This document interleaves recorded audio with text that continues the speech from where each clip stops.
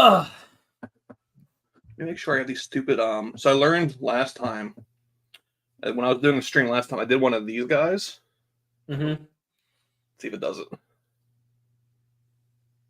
And these stupid reaction things happen. Oh. Apple was like, "Hey, we should add these." Same thing if you do like one of like a Richard Nixon. That's kind of interesting. Yeah, it's even better when they don't tell you. Wow, we're being watched by the government. So I found out how to disable it, but it was fun when I was. I think it was the card where you hopped on with me, and it gave like I think I did like a thumbs down with like a raspberry, and it popped up like a big pop up of a thumbs down, and I was like, "What? What the?" I thought StreamYard did it. I'm like, "What? Why are you doing this to me?" Yeah, wild. Set up now. All right. Well, I think we're good to go. I think we are alive. Finally. We are live. As news just dropped too. Marc-Andre Barrios is out of his fight next week. Oh shit. Andre Petrosky stepping in against Michael Pereira. Interesting. I thought they were over in Thailand just, prepping for CFC Muay Thai.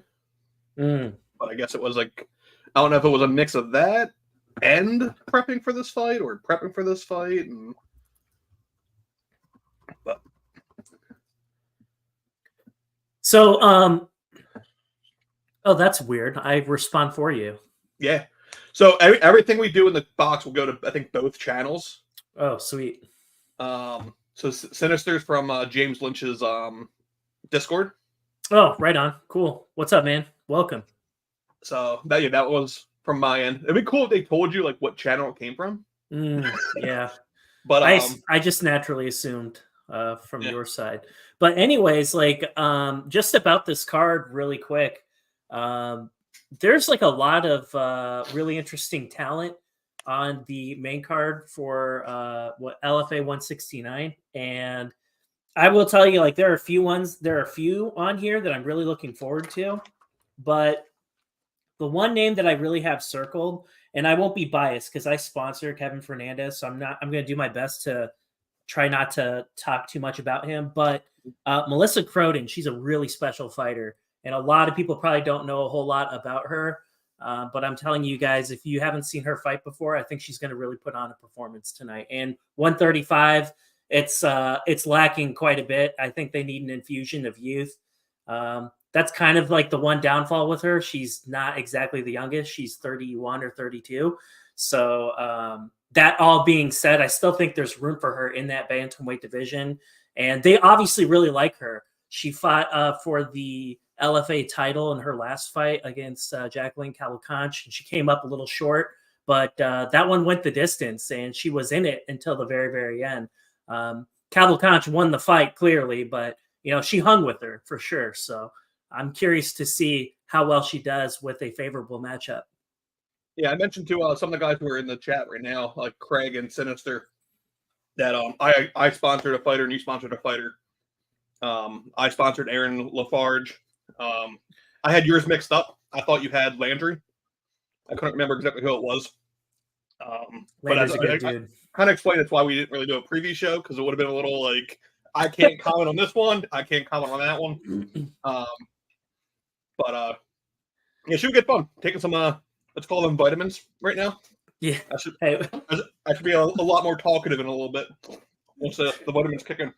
So, Bellator 300, like, does anyone who is joined us on the chat, does anyone care about that? If so, like, please tell me why. I just would really like to know. The one fight I was really looking forward to, Bader and Linton Vassell, that's dropped off. I actually thought Linton was going to win that fight. I was like, you know what? I'm going to put a little bit of money on him. So I was sad to see that one drop off. Yeah, I think with 300, I think I had interest when it looked like it was the last card. Yeah. Like it was more one of those like, hey, you kind of have to watch it because like, what is this Bellator PFL or Bellator going as a whole? What happens with everyone? That's a great question. Like, and can PFL absorb the entire roster? And that's, I think, the question that Or I think the answer to that question, if we're all being honest with each other, is well, no. I mean, they're going to absorb maybe what 30% of it if we're being generous. Everyone else is going to presumably go back to regionals, presumably, or someplace like Octagon or One or somewhere else. So John Davis from I know he follows me on Twitter. I don't know if he follows you anywhere else. I care more about PFL and their occasional interruption of commercials with fights than Bellator. Which is, I mean, that's pretty spot on. Like if PFL could at least get Bellator's pacing, not fight card size. PFL does not need a 22 fight prelim. No. Yet alone like a 22 fight main card. But then they also need to not have a 8 fight card take 8 hours. Fair point. Yeah, that's certainly fair. Like that's still the reason why like I still don't know if I'm going to go to PFL finals because like if I have to sit there and like, twiddle my thumbs for an hour, I'd rather do it at home while playing like Starfield or literally anything else. Yeah, I think they will streamline it though. I think that with it being in France and the whole European element of things, I'm sure that definitely had something to do with it. But I would expect there to be like a more streamlined show in DC for sure. And then Craig states that he just wants to see Bryce Meredith, which is a good idea. I mean, there's some people on the card who I'm interested in. Yeah. Like, I want to see if Slim fights tomorrow because supposedly he's still under contract with Aries. If you're talking about LFA 169, it just started. Bellator 300, to clarify for people who don't know, that's not until tomorrow. Yeah, it's one of the rare cards that they did not do a Friday. Which doesn't really make much sense because the only things going tonight are one championship and LFA. Yeah, like for sure. Tonight would have made sense. You figure tomorrow they're going up against a pretty weak UFC card. Mm-hmm. But if you say UFC or Bellator on Showtime, everyone's watching UFC. Bellator's gonna be like maybe you hop on, I guess, now for the 2 title fights, maybe. Mm-hmm. I mean, like, I'll have it on just because. But am I excited for it? I'll watch it, but it's gonna be definitely like a second screen scenario. Yeah, 100%. I mean, especially now, like, do I care about McFarlane not being a title fight now? I didn't care when it was a title fight. Yeah, I don't think anybody did, quite honestly. I mean, you figure that's probably her last fight. So, like, when she loses, she's retiring. Couldn't you say that though about with the exception of Nurmagomedov? Couldn't you just say that about everybody though? Like, I literally don't know. For the people on the main card, I literally don't know if this is the last time we're watching them fight. It very well could be. I mean, like, I have some interest, I guess, in the Chris Cyborg fight. Just because if you do MMA math, Liz has beaten Nunes. Nunes walked over Cyborg. Oh, Alfred Walker missed weight. Came in heavy. Sorry. I mean, that's why I had you as Walker. I mean, you just had to be professional, and you weren't. I'm very unprofessional. What can I say? But what about the Cuban De La Cruz? That's the opening fight of the month of the card. Debo also, I guess he's fighting now. No one's fighting now. The card just started. It's the whole talking head scenario where they hype the card and tell you how great it's going to be. And then at least the opening fight, which is the Cuban De La Cruz, as I'm going to butcher your name, and I apologize ahead of time, Yaciel Gongoria. But I mean, LFA does really good cards. John Davis, I'm not very critical of fights and announced teams, and I'm going to criticize Bellator's commentary. I agree. Like, you would think Big John would be good, but between it's him and like it's him. Okay, the guy wrote the MMA rules. Thank you. Yeah. You don't need to tell us every card. I don't need to know on PFL that Ali is Ali's grandson. I don't care. I didn't know that. They should say it 500 more times. Yeah. Did you know his godfather is Flavor Flav? No, they should zoom in on him for the next fight, so I'm aware. FIFA, what's the next fight? The next fight is Daniel De La Cruz versus Ishmael Israelov. And sounds like they're getting ready to walk out now. And just as a reminder, because I'm sure the next question is going to be like, where's the fight? We aren't Dallas, able Texas. to stream the fight. Yeah. So YouTube would not like that. UFC Fight Pass has a lot more money than either one of us, despite being told that they don't have a budget for things. They do have a budget to sue us for showing third fights or striking copyright, all the fun stuff. So to watch the fight, you do need Fight Pass, or to learn how to use the internet to find the stream otherwise. But as far as like on here, this is going to be like us just talking and having fun and interacting with whoever's in the chat, giving our thoughts on the fights, and like a watch along. It's literally the fight companion you didn't ask for, but you're here, so thank you. Yeah, we appreciate it for sure. And I never get to do these for Cage Warriors because of the time difference. Yeah, I mean, unless it's a Saturday. I like this because they're during the day, usually on Saturday, and the Cage Warriors I love because they schedule perfectly around my tattoo sessions. Like they're really good cards. Are always gonna have a tattoo session.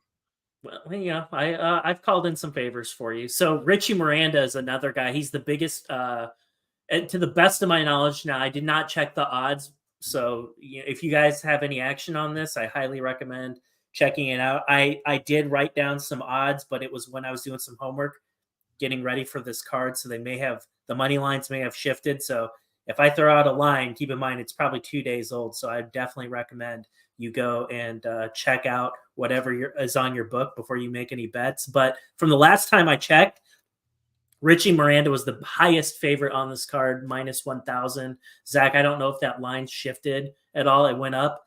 He's now minus 2,000. Wow. Okay. So there you go. And there's kind of a reason why. Richie Miranda, fun fact, I actually named him my 2022 prospect of the year. I've been very, very impressed by him. I've been watching him compete for a couple of different years now.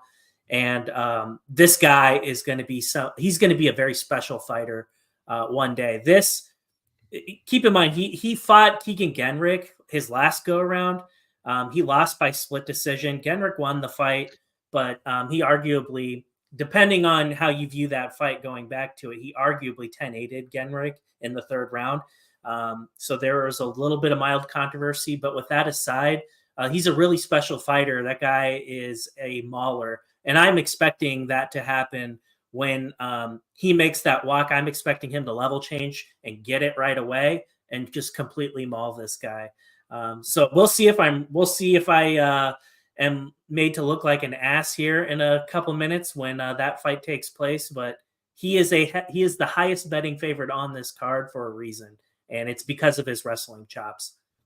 And then for those who are in the betting buying state, this opening bout is the closest bet odd-wise on the entire card. It's a pick'em. And like when I say pick'em, it is as of right now on Bet Online, which is like their sponsor LFA. So they're probably gonna be your most accurate betting line. Ishmael is minus 112, and De La Cruz is minus 108. So like there's not even a hedge on here. And as far as I'm aware, I don't think Bet Online does live odds either, which kind of sucks. So you pretty much have to get in like now. And I also don't think they do they do parlays now. I remember there's a few websites who do not do parlays on regionals, which is annoying. But yeah, minus 112 versus minus 108. You're not going to get more even than that.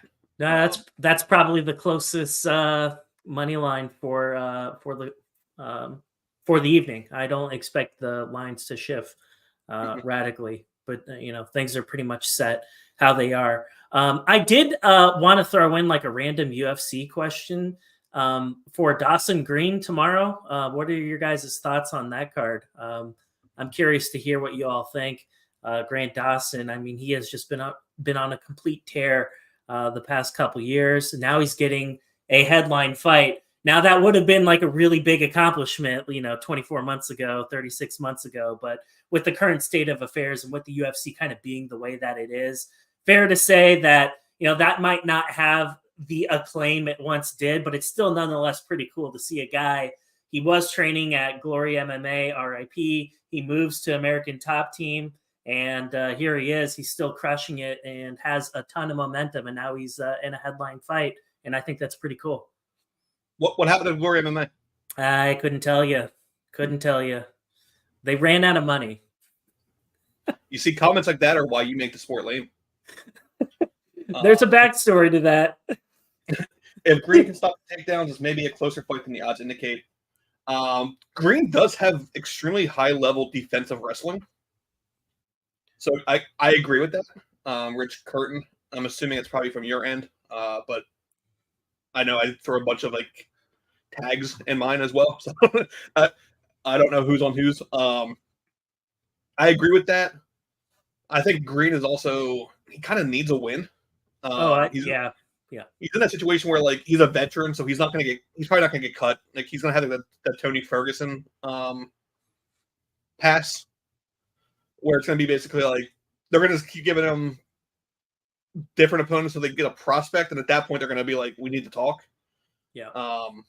But no, I think Green could probably knock him out if he clips him. Like he has a nice uppercut, so if he goes for a shoot and happens to get like that right timing, it could work. But I think Grant wrestlefucks him for 15 minutes, or I guess 25 minutes with the main event. I just hope that's not what we say. Maybe I'm crazy, but I think Dawson's gonna get a finish. I think it'll be like a ground and pound finish, or maybe like a submission. That's what I think. I think Dawson figures out a way to end that fight. We'll see. I could be a total jackass. That's that's the issue about talking about fights and predicting fights, because I'm a genius or a jackass every week. Well, it's even like the co-main event. I assume most are going to be on Joey. Yeah. But Abdul could clip him. Especially in the first round. Mm-hmm. Thank you, LFA, for retweeting the link for this as well. I don't know if anyone from LFA is watching, but appreciate you. Sorry, I turned off the little emoji pop-up, so you would have a bunch of like thumbs up bubbles. Yeah, so welcome if you guys are joining our stream, having seen what LFA retweeted or reposted. Thanks for showing up, and we're here to have a good time. So if you guys have any questions about the LFA card, we will do our best to answer those questions if you have them. If you want to talk about anything else like Bellator or UFC, feel free to drop it in the chat. And if there's a lull in action, we'll certainly try to get to that. As Zach has already stated previously, if you're new to the whole Fight Companion thing, make sure you tune into LFA on UFC Fight Pass. That is where you'll need to go to watch the fight, because we are not allowed to show any of the fight. Injury. Fight's over.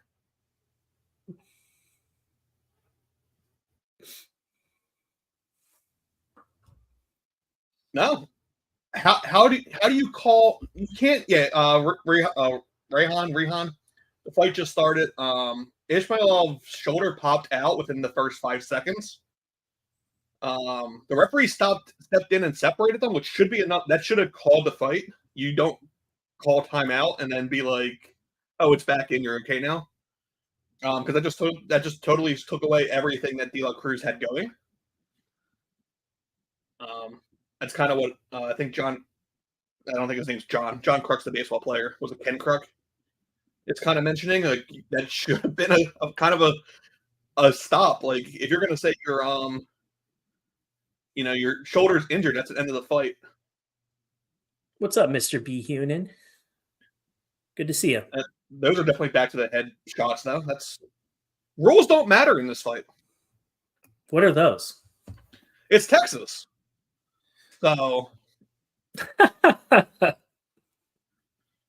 like, I'm with the pink gloves, though, man, for real. Everyone's talking about the Bellator gold gloves. What about the pink gloves, right? Yeah.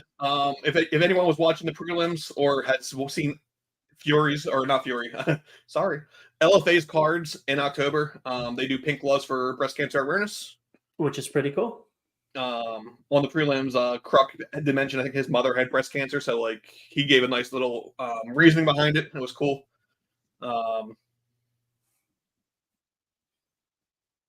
So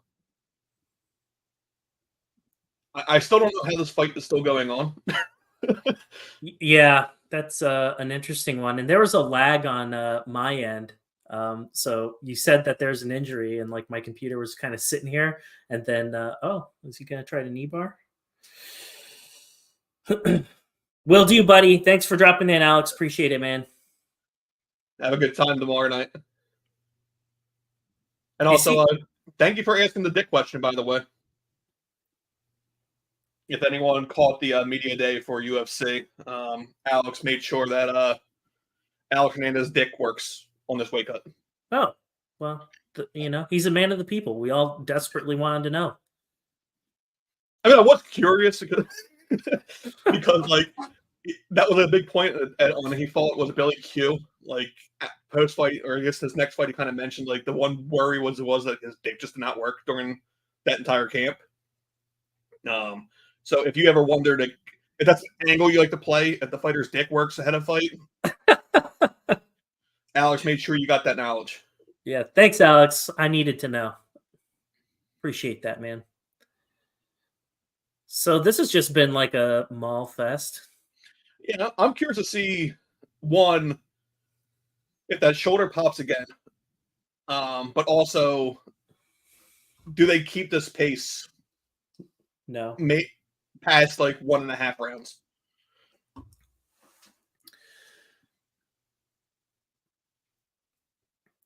Nope, I don't think so. We'll see. Yeah, like I'm in a. I'm kind of. I'll be curious to see if this even how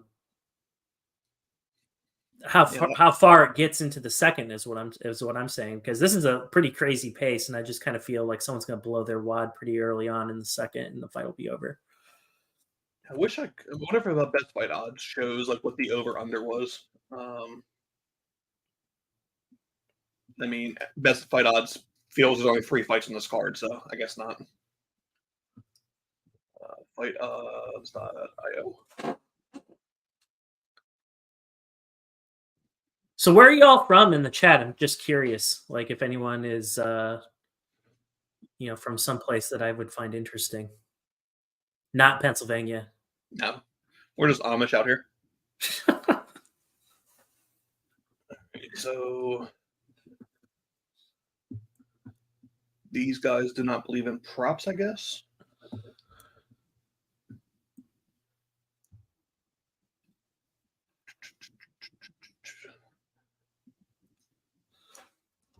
Yeah. Okay. So the over under was 2.5 rounds, which is kind of weird for a 3-round fight. It's usually 1.5 or 2 even.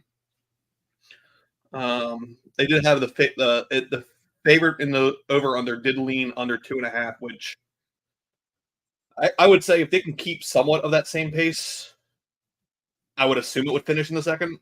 Yeah, I don't think it'll get out. If they start gassing, we're going. There's not going to be like a 3rd-round finish. It's going to be like, yeah, they do that. They're showing the replay of that. You saw, as you mentioned, Zach, that shoulder popping out. He's asking for the stoppage. That was just very awkward. That was very awkward. Yeah, Cruz was getting handled after Israelov got the shoulder popped in. Yeah, like the thing is, like once you declare an injury, that's fight. The fight should be over. He's lucky. It could be as simple as like a finger became dislocated. That's enough to, by the rules of MMA, that is an injury suffused within the fight. That is a fight stopping sequence. That's not like one of those like need opponents, was he down, not down scenarios. That's like the easiest understandable rule. Like you don't need the finger to pop off like it happened at CFFC 79, 89. Just an injury. Rose versus the French bitch. They could have called that one because of her finger, because that was an injury within the fight. As you can tell here, we're very politically correct. So feel free to also be politically incorrect, but just don't be an asshole. That's all. I also don't remember her name. Was it Mano? Manio? Firo.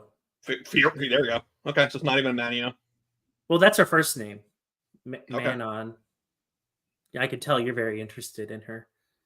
Yeah, so going back to some of the questions that are coming in, De La Cruz is just yeah, he lost the first round for sure, and he's well on his way to losing. I mean, he won the fight in the first round. Well, he won in the first seconds, in the first opening seconds, he won the fight, but unfortunately for him, that shoulder doesn't really seem to be bothering Israelov all that much. He's cruising right now, and we'll see what ends up happening. But he's firmly in control of this fight right now.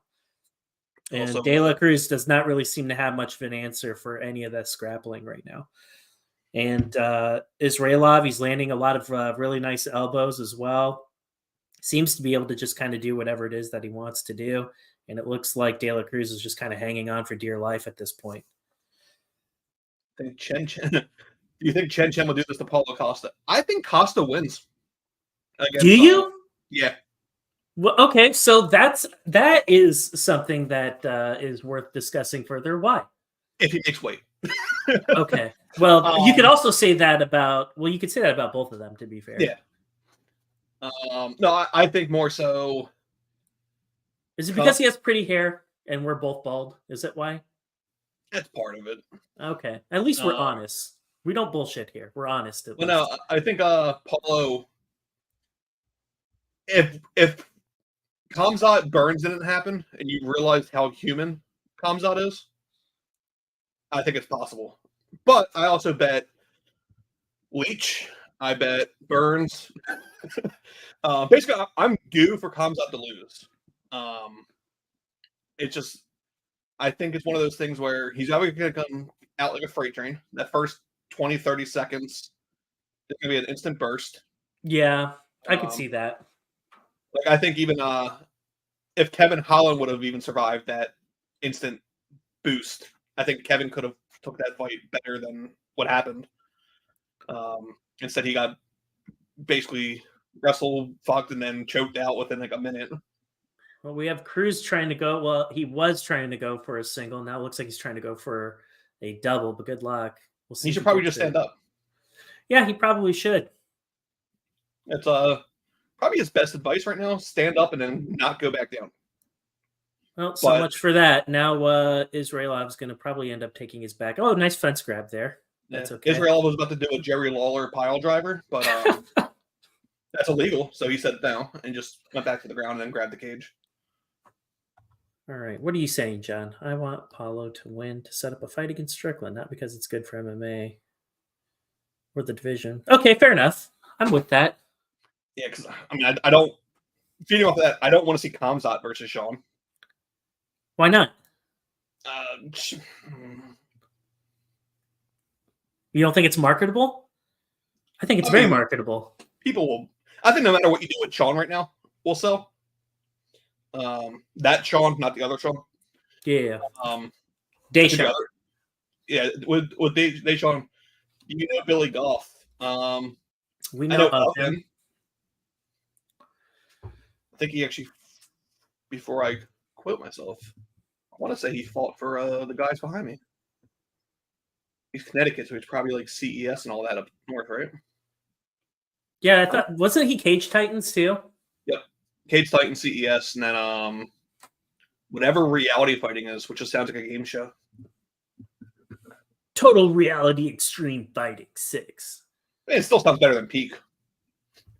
It would hurt my soul to see Strickland. Yeah, I'd agree with there too. I mean, I also, if Khamzat wins and wins the title, you're not going to defend it. Just do an interim the next fight because he's not going to defend it. 100%. That's you. Well. To be fair though, you could also say that about Paulo Costa too. You really could, because he's going to need to go back to Turkey to get that second layer of freaking follicle transplant bullshit on his head or whatever he's got going on. I'm looking to, but I like Turkish food. I can go there and eat and get hair.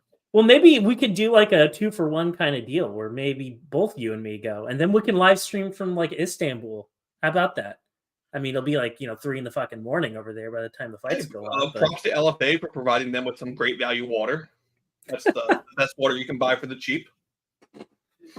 indeed. Yes, So they- I want to know from like the people that are in the chat, what do you guys think about Robert Whitaker? I know, like, it just that hurt my soul to see him like it's so close, and we all know he'll never get like another title fight like anytime soon. It's just not going to happen. We all know that. But I'm just curious, like, with removing him as like a serious title contender, which I don't think he is. I think that's fair to say. My fanboy of Rob Whitaker aside, I think it's a fair statement. But who would you guys like to see Robert Whitaker fight next? He's still one of the more exciting fighters on the UFC roster. It is getting very sloppy down here, and De La Cruz is getting mauled in the middle of the cage, and it looks like this fight is in its dying embers. But anyway, yeah, back to my Bobby Knuckles question. Who'd you guys like to see him fight? Is it too early to say Bobby Knuckles is the middleweight like Jeff Neal? Like he's going to be that like top 5 gatekeeper now? That's a valid question. A valid question. I hate to say that because like he is just he's defenseless. The ref should probably call this. He's crucifixed right now.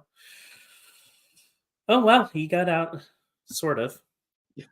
But still, I mean, at some point the ref really needs to kind of pay close attention to this, and I don't mean to shit on the ref. That's not a job I could do, but he seems kind of AFK. Is that just me? I think you could do it. You could probably pull it off. I don't know, dude. I think I can make it. There's a promotion in Philly I can call. I bet there is. I'm not gonna. I'm not saying one more word. I can't call. I'm probably blocked if I'm being honest. But that's an inside joke. If you know, you know. We're not naming the promotion. You either know. They're not on Fight Pass. They're on like a crowdfunding site. But no, I'm also curious. So when De La Cruz loses his fight, can he appeal it? I mean, and you can appeal any fight, but would the commission care?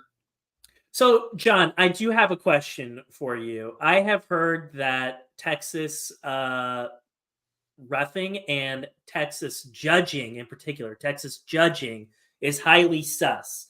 Now, I'm not from Texas, and I only occasionally watch Fury FC. But can you agree, disagree with that? I'd love to hear what you have to say on the state of that. Roman Dolidze versus Bobby Knuckles. I'm down with that. I don't hate it. That's cool. Hey, his shoulder's still injured. Yeah. I don't imagine that's going to... Sus, but not as sus as Missouri. Okay. Yeah. To give an idea about the judging as well, literally the last like fight of the card or the prelims. Jonathan, who winning?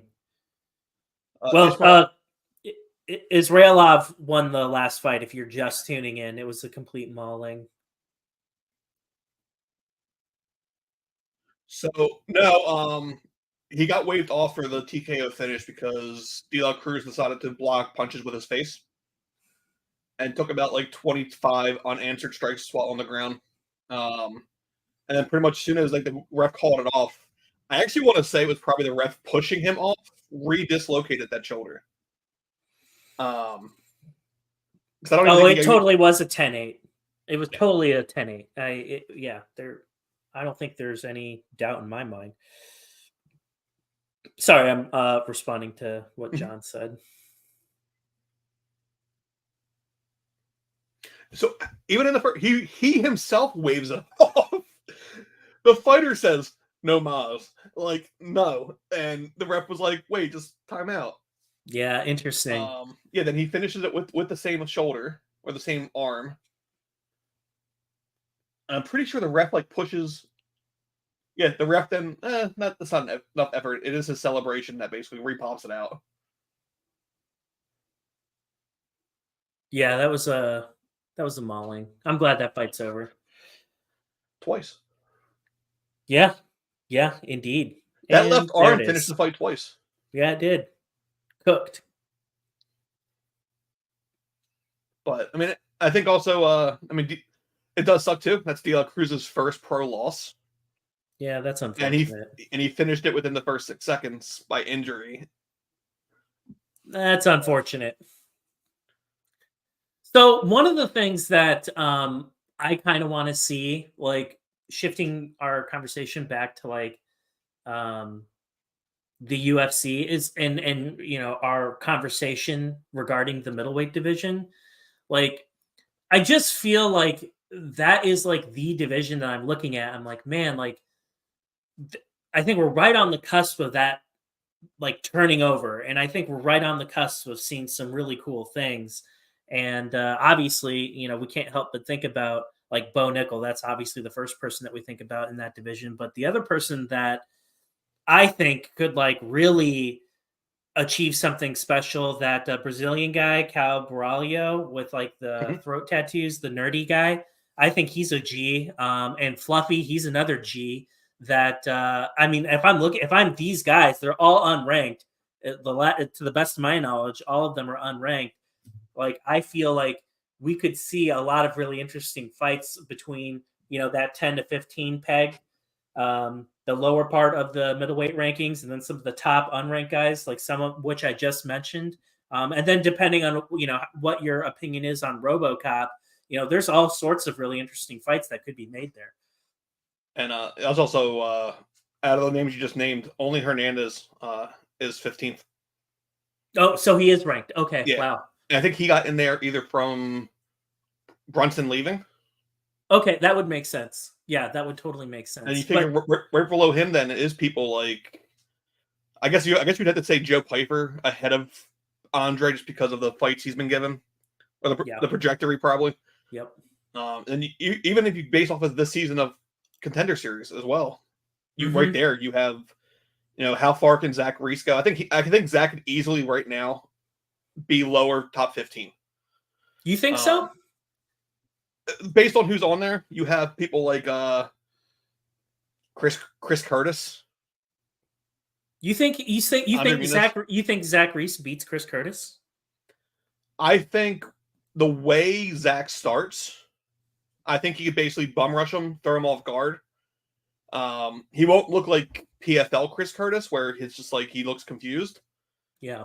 But I think like he needs that. He doesn't need a whole round, but he needs like 2 minutes to really start getting warmed up, and then he just knows how to play the game. Hmm. Like if he connects them correctly, he can get the knockout. But he's basically heading toward a decision, and he knows how to make it look as perfect as possible. So, um, for if you're new here, first off, thanks for joining the stream. We really appreciate you guys. If you aren't subscribed to myself or Zach, we'd really appreciate your support if you could. For the edification of the chat, Zach and I were talking a lot about the UFC, but we're actually regional MMA guys. We know way more about regional MMA. Zach, CFFC, and then probably me for Cage Warriors. And then LFA is just kind of like our adopted child that we both agree doesn't suck. So we are, hence why we're here and why we're doing this live stream. But if there's any CFFC questions or any regional MMA questions, feel free to throw those in the chat as well. Zach and myself, uh, we always love to chat about regional MMA. Who's going to win this Fernandez fight? So don't ask me, John. I am very biased. I've been watching Kevin Fernandez fight since his pro debut for a couple of years. He's a fighter I sponsor, so of course you know what I'm going to say. So Zach's probably the better person to ask that question to. But I will say this: it's a tough matchup for him. This is not an easy fight for him.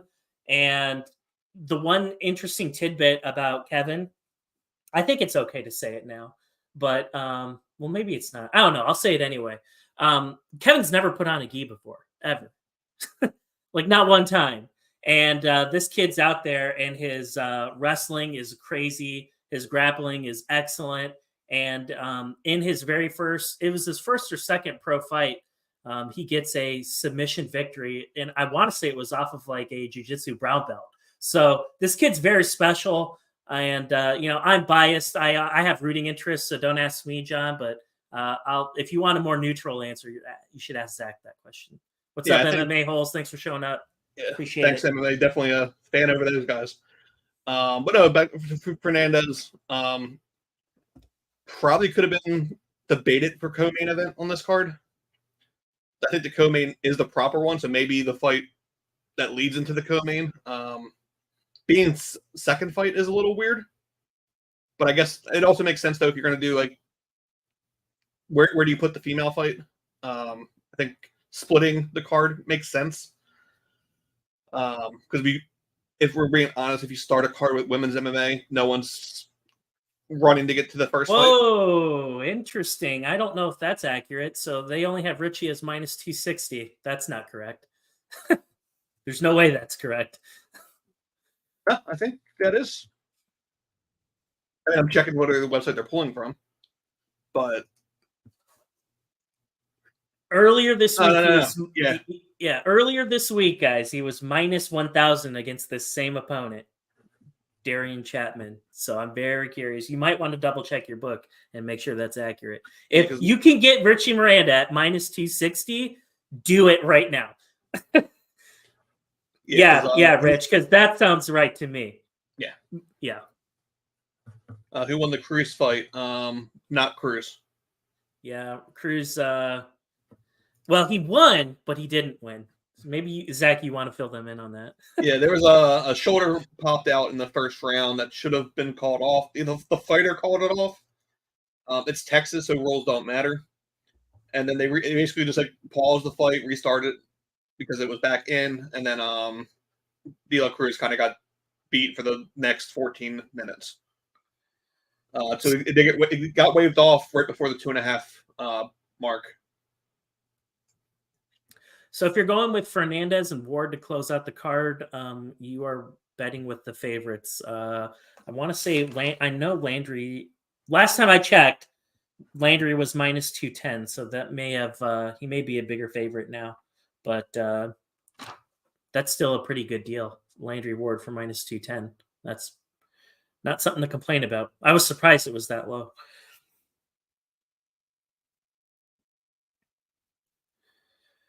So Darian Chapman, this guy was a late replacement.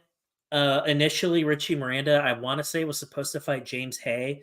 And when I was doing research for this one, Chapman was plus 700. And I talked a little bit about Richie Miranda before, and I will again if you're just now joining us. Richie Miranda is a guy that I've been tracking really closely over the past few years. He trains out of a gym called The Den in California, and his coach, you're about to see it here in a little bit, he is about to pimp slap Richie right before he jumps in the cage. But he's a really special fighter, a pressure wrestler, and that's something that you could expect from Richie when he makes his walk and enters the cage here against Chapman. Expect him to go into that wrestling well. Expect him to shoot on this guy and go for a finish, whether it be through ground and pound or submission. I'll be very surprised if this fight gets out of if it gets out of the very first round. I've been hyping this guy up a lot, but if you've never seen him fight before, you're about to find out why I feel that way about him. So here's the fun one. So you could have got, Richie was at minus 2,000, but minus or under 2.5 rounds is minus 180. So you could, if you figure he's going to get a finish, you could still get decent odds on Richie Miranda right now.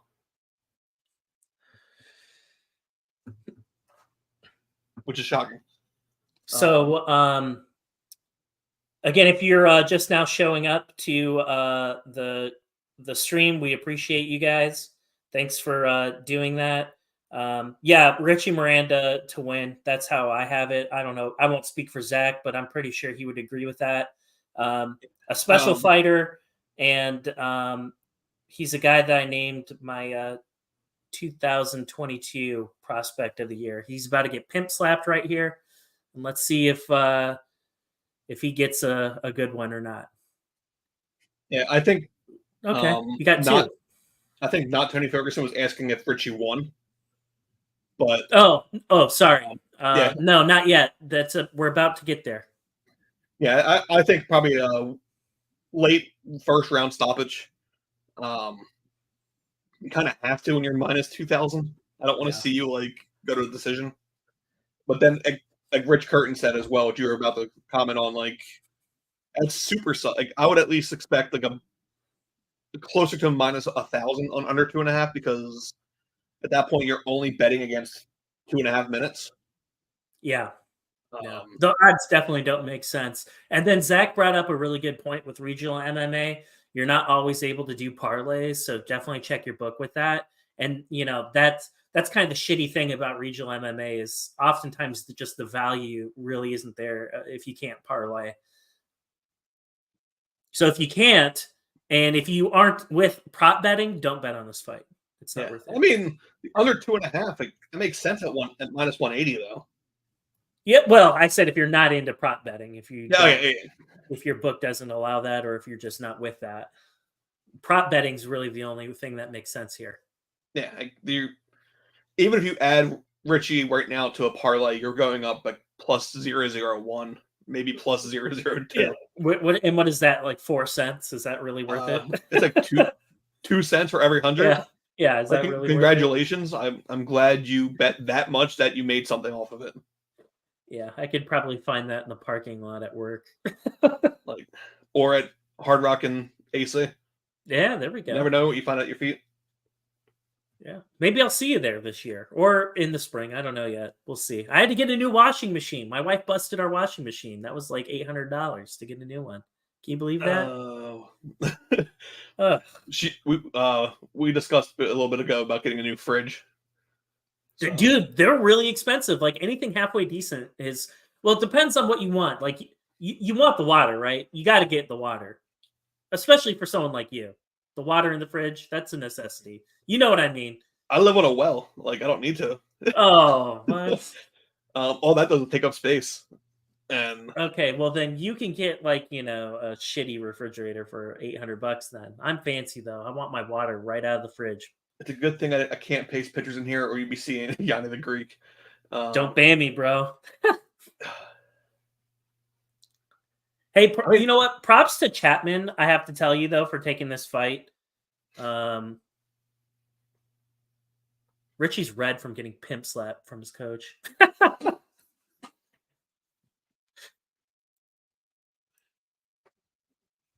I'm expecting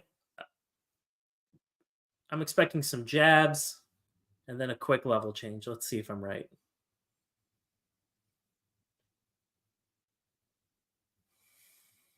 Yeah. First kick is a low blow.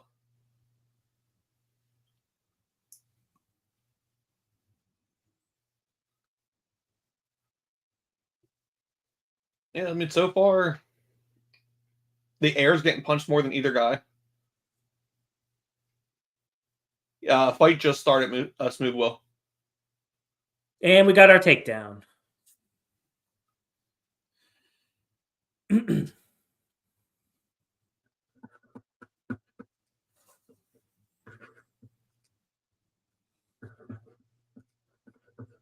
you know this guy fought Blake Builder in 2019? Darian Chapman. Was that 2019? That's lost by decision. Before his CFC debut. Yep, lost by decision. There's a fun fact about Darian Chapman. Just restarted my stream because you were a little bit ahead of me now. I love how streams do that, where I was ahead of you and then now you're ahead of me. Oh, am I? Yeah, when you said takedown. When you said takedown, he just shot for it. Oh yeah, where are y'all watching this link, please? So we are watching this on UFC Fight Pass. And looks like Richie's about to end the fight. He's got back mount, and he's and this guy's just shelling up. The fight's about to be over. Yeah, it's over. First round finish, which is exactly what Zach and I were saying was going to happen. I think everyone in the chat was pretty much on board with that, whether you expressed that or not. But there was one person who said that they were on the other side. For Chapman? Maybe I don't think it was a bet. Smooth Will, let's go, Darian. Oh, right on. So I mean, that could be one of his friends or so on too. Yeah. Hey, props to him for taking this fight. Yeah. That's all I can say. Richie's a dangerous guy, and you guys saw that right here, especially if you haven't seen him compete before. Well, he was on. Wrestling's his bread and bread, but his bread and butter though. That's exactly what he wants to do, and he was able to implement the game plan. He was able to do exactly what it is that I expected him to do. And this was a tune-up fight for Richie. He lost to Keegan Genrick his last go out, and he just wanted to end the year on a good note. And I would expect for him to get a really difficult fight next. Probably, if I had to guess, he'll probably return to the cage in early 2024. Yeah, he's probably right there on the edge also of a contender series shot. Probably another one or two more. One more. Yeah, he needs at least one more. An interesting fact is I will need to be fact checked for this, but I'm pretty sure the LFA lightweight champion right now is Javier Garcia. I'm pretty sure. I think someone fact check me on that. But I'm pretty sure he's either the interim. Maybe he's the interim champ, but I'm pretty positive Javier Garcia is the LFA. He's the LFA lightweight champion of some degree. I think, because I think the LFA lightweight champion is who did Daniel Allen 30-27 on the contender series. Oh, I don't remember right away. But someone fact checked me on that. I want to say it's Javier Garcia. And Javier Garcia used to be at his gym, but he left, and now he's with a different gym. Uh-oh. Dun, dun, dun.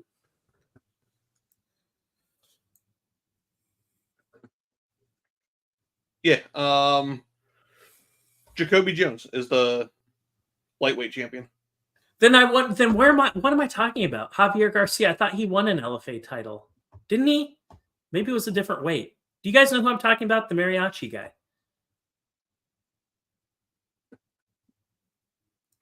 Featherweight. So he dropped down. Okay. Yeah. Then I'm fake news. Disregard everything I said. Yeah, because I remember the Daniel Allen, because that was the whole point, was he 30-27, like the LFA champ, and LFA can't hold on to lightweights. Like they win the title, they're signed right away. So I stand corrected. Jacoby Jones. Apologies to Big Toe. He is the. So it'll be interesting. The Tulunzik Frunza fight that they're talking about right now kind of made me wonder, because a lot of the Factory X guys are going to be on that card. And I'm just curious, what's gonna happen with Jones. I thought Jones just had a rough night at the office. He's a very special fighter, in my opinion. I think he'll go back on a short notice within the next year or so. I like that guy a lot. I think he's very talented. Yeah, he just had that whole night where nothing fired. Yep. So it was a tough matchup for him for sure. Zach, I want to ask you a question about flyweights, and I want to ask you. You and I agree on this one, and I want to hear what the rest of the chat has to say. Who are your guys' top 3 flyweight prospects in regional MMA for any promotion? Zach and I think we agree that Immortal Lotus is probably our number 1. Yeah. And I'm curious to see what else you guys think about Immortal Lotus, or if there are any other flyweight champions out there that we need to know about. But I think I speak for both of us when I say Immortal Lotus is number 1. Yeah, just I think he needs just one more. I think he gets signed directly. I don't even think that's a contender series. I think one more and he'll get added in. Yeah. Outside of that, as far as that, the promotions he fights for, I think that's kind of locked down on that division now too. Everyone else is right there on the cusp of being the next go-to guy, but Lotus, obviously either defend his title or a third Fight Pass title, which I don't think they would do. I don't think so. Either the promotion he's a champion in, or I don't even think Fight Pass would want that, because it sounds cool when you say it yourself, but when you go to market that, no one's going to really care that you were a multi-regional champion. So, guys, I want to pivot real quick. Let me get your thoughts on flyweight prospects. I'd love to hear that. But Zach and I think Immortal Lotus is probably our number 1. I'd love to hear if there's a contrary opinion. this is interesting. It's interesting that it's 140-pound catch weight. I know a few things about Melissa Croden. So I'll drop a few knowledge nuggets out here. She's from Alberta, Canada, and she recently relocated to Texas. I don't think it was permanently. I think it was just a temporary thing. I could be wrong, but she's getting work in with Desiree Yanez and Haley Cohen right now. So that's the gym that she's been with specifically for this camp. I want to say like it was earlier this summer that she relocated from Alberta to Texas. So she's been getting some like serious training in and some really good looks. And in the past, being from Alberta, not necessarily an MMA hotbed, I'm expecting to see the very best version of this chick that I've ever seen before. She's a special fighter. She's very dynamic. She's a very gifted striker. And if you haven't seen her fight against Cavalcanti, definitely check that out, and you'll get an appreciation of what it is that she can do. I'm expecting her to use her kicks early and often for this fight. When I think about her opponent, Katarina Leonard, I think of just kind of basic. I think of boxing mostly. So I'm not really expecting a lot of takedowns for this. I'm expecting this to be a fan-friendly, a striking matchup. But when I think of Melissa, I think of like Muay Thai. I think of elbows. I think of like kicks. She'll throw low kicks a lot, body kicks, head kicks, as you can see from this replay. Cavalcanti was just sharper that night, but I don't have anything but positive things to say about her. She's very gifted, and her record is 4-2, so she really needs this win. This is like of massive importance to her, and she needs this to stay on the UFC radar. Yeah, Smooth well mentioned also, which I didn't know. Lotus and Brandon Moreno are the same age. So that doesn't surprise me because I knew Brandon Moreno. He was like the only UFC champion in his 20s. Well, when he was the champion. Sorry, that's a sore spot for a lot of people. I know a lot of people dig Moreno. Him winning the belt won me a lot of money, so I was all for it. For sure. But yeah, I'm curious to see like for a lot of people may not remember the name, but like they're gonna remember this face. Katarina Leonard, like she was on The Ultimate Fighter a few years ago. That didn't really go according to plan. She was an Invicta veteran as well. Put in a random local girl in front of her and she'll get the job done. It's just she's always seemed to struggle with that like next level up in competition, right? So for her, if she can pull this win off, it would be one of the bigger wins in her professional career for sure. But she's running out of time, and she has an 8-4 record, mostly because of what she did in the past when she was fighting a bunch of local girls.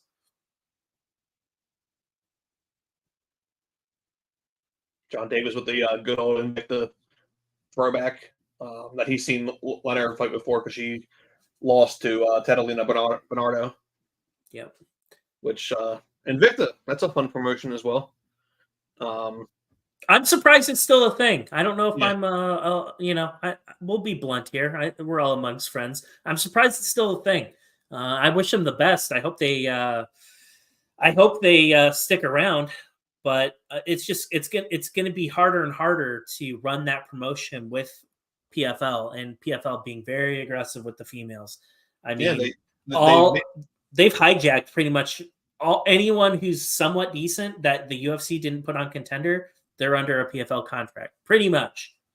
Yeah, and I mean, they announced their whole fake division, the PFLW, that they have not mentioned since announcing it. Yeah, I think that was a marketing thing. It's there. Just believe me, it's a thing. That might go the way of the dodo bird. We'll see. Yeah, or the middleweight division.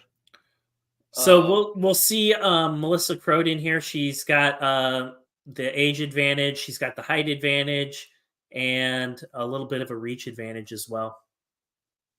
Yeah, as John said, Invicta's putting it. They seem to be magically doing shows outside of Kansas too.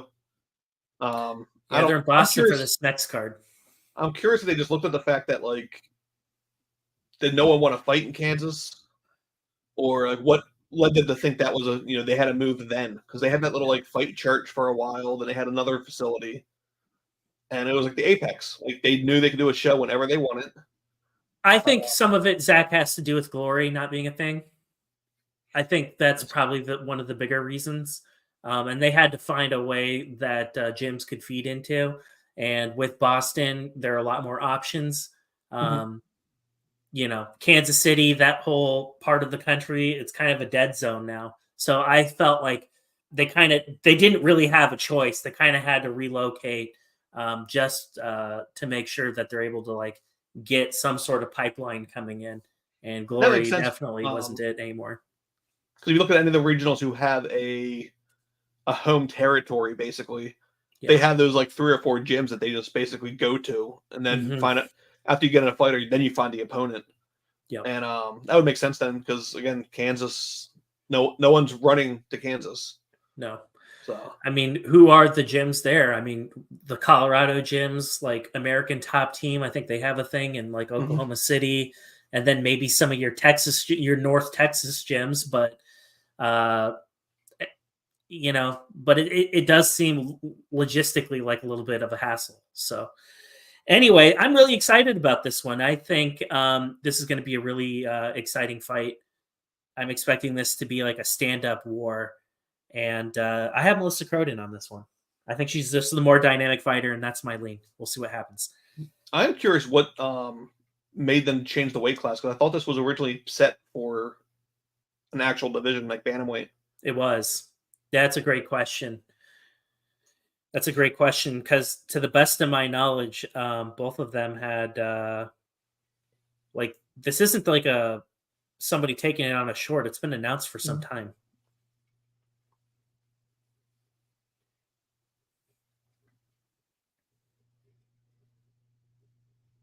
I would expect Melissa to use low kicks pretty well, especially because Leonard's doing exactly what I thought she would do. She wants that center control, and she's shorter, and she's got a reach disadvantage, so she really needs to get inside. And Croden did a really good job in her last fight with the low kicks, and I'm wondering if she's going to do that again. I wonder if she's going to try to set that up and try to punish Leonard for being aggressive. And John's joking about being a ref for a retirement job, and then he said it because he took the Mark Goddard's video course. Didn't you take it? I did the judging one. Oh, okay. It was nice. It explained a lot of things, but like, yeah, I saw that. Yep. I mean, Mark even says in it like you can't watch his video and then go be a judge. Like it basically is just like a more human reading of the actual like rule set of how to judge a fight, and then you're like, it's nice and all, but not $150 nice. Like I could read the rules, and you're just explaining it. This is where I'm really curious to see how well Leonard does. When it's like the more technical part of fighting, like when she's like in a clinch, I just feel like based off of the type of girl she's had to fight now, she really hasn't been tested like this. She's really, you put her up against local talent and she's pretty much able to like be the bully. And when you're seeing somebody who is very comfortable in a clinch, who's very comfortable throwing knees as Melissa is doing, I'm just curious to see, like, can she frame off and can she reverse position, now that she's out of her wheelhouse, now that she's no longer boxing. And I think we're starting to see Melissa pull ahead in this one. Yeah, this is turning out to be very one-sided, because even when she's being held in a clinch, like she's not fighting it.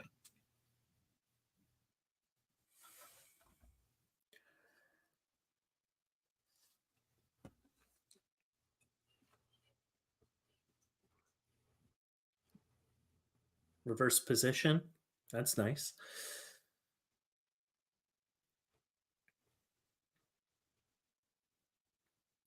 And this was kind of like the other thing that I was wondering from Leonard. Like, if she's just gonna like look to make this like a boxing fight, Melissa will do that all day long. And to beat somebody like Melissa, like you better be able to outstrike her or at least make it like an MMA fight. That was a good hit though. She got a couple nice hits in.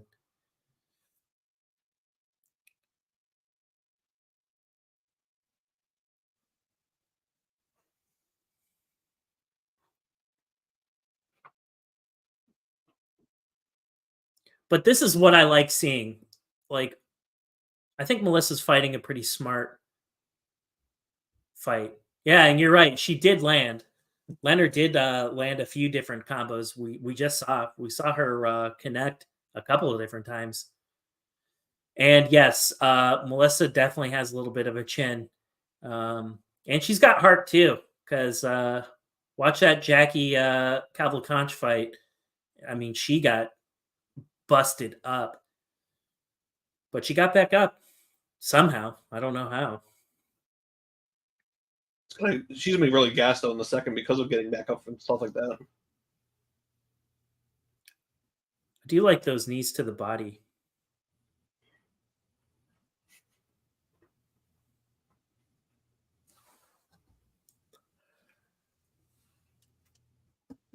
That's interesting. But so far, I mean, I have this one for Croden. I mean, I don't unless Leonard does something really spectacular. I think that's an easy 10-9 for Melissa.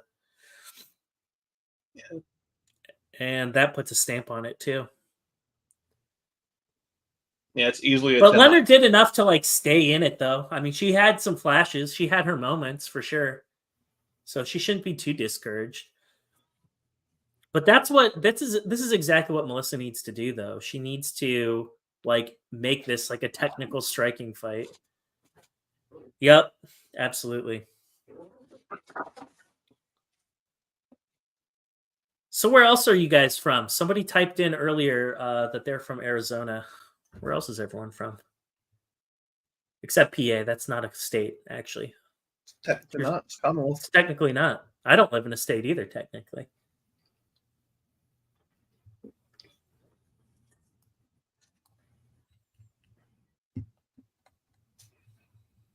New York City again. Arizona, another Arizona. Okay. What is it like? Freaking like 8 million degrees outside.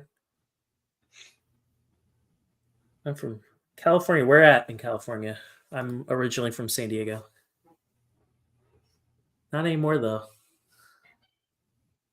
Ooh, nice kick.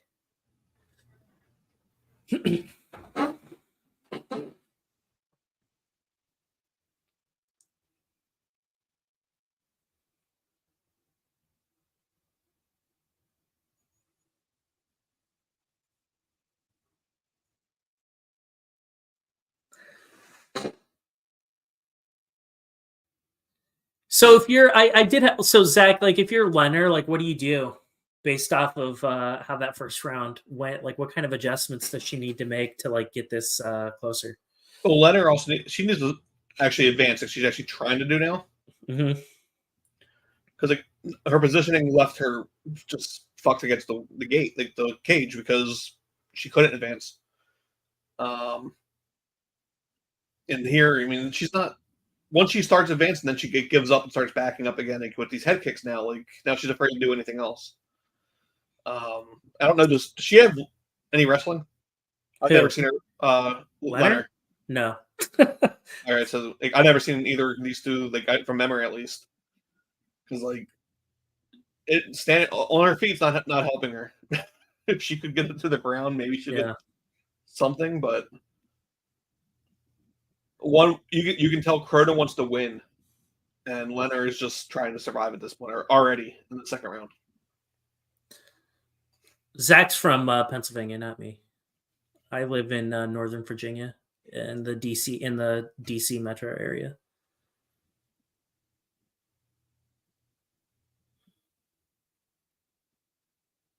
But I have had the misfortune of meeting Zach in real life. He's pretty intimidating, believe it or not. A yellow cross casino floors, that's why.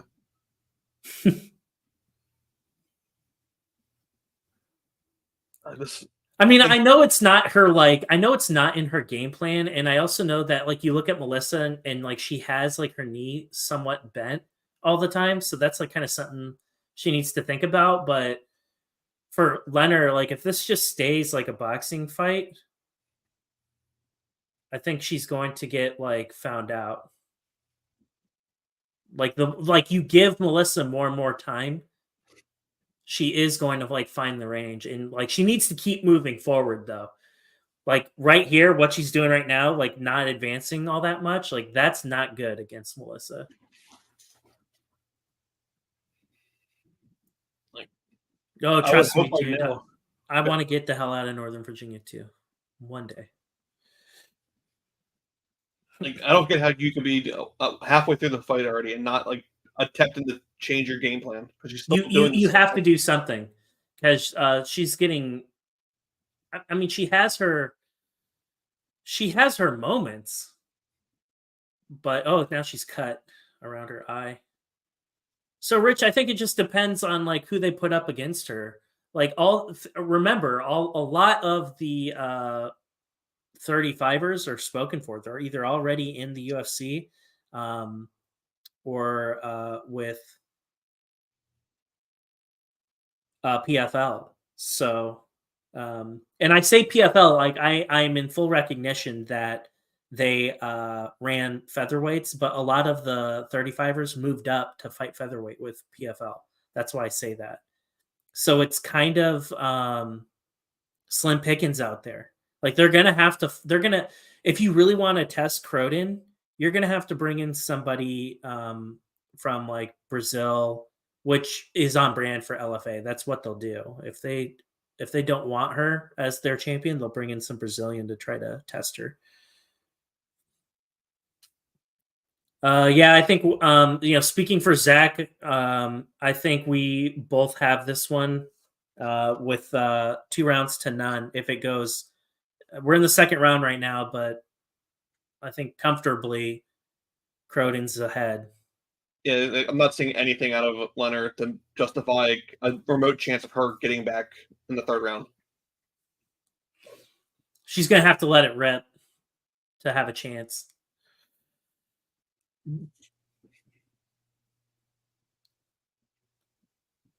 Oh, nice little takedown too. See, I like that. I like how she like went for the takedowns, like strategically. Oh, now she's oh, I thought she was thinking about the choke for a second. Oh, now she's trying to finish it. Oh, looks like Saved by the Bell. Yes, sir. Yeah, She absolutely is. No hope on the Leonard corner either. Like you can't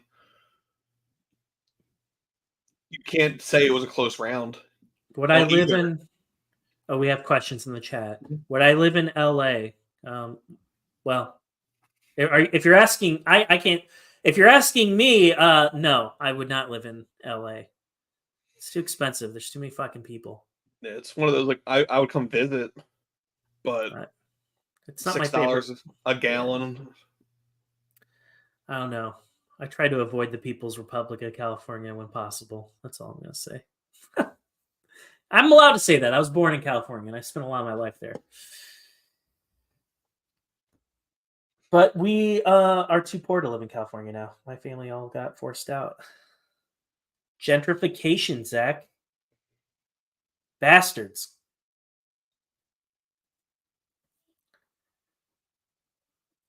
All right, so Leonard just needs a finish. Yeah.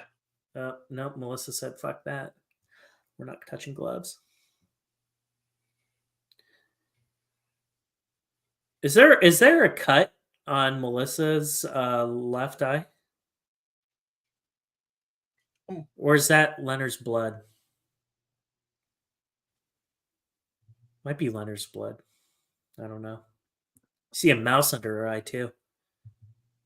For Leonard, her left eye. He's got a pretty big mouse under that.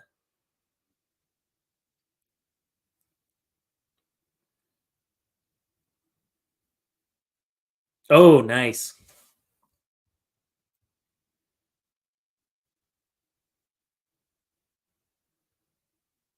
Again, like there's nothing from Kat's side at all. No, there's really. If I'm Melissa, I'm backpacking her right now, and that rear naked choke's probably there.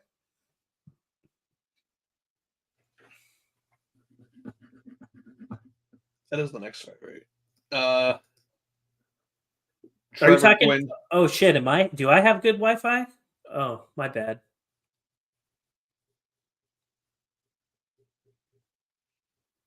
Yeah, so I think Rich is aligned with my stream.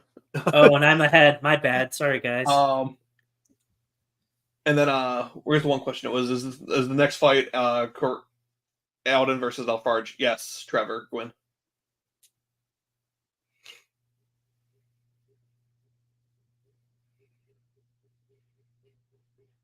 Yeah, Croden is got her back. Well, she's got back mount now. It's kind of an awkward position, and Leonard rolled out of it, so now she's in half guard. She could probably get in side control if she wanted to. But you can really see the difference between the two, especially on the ground.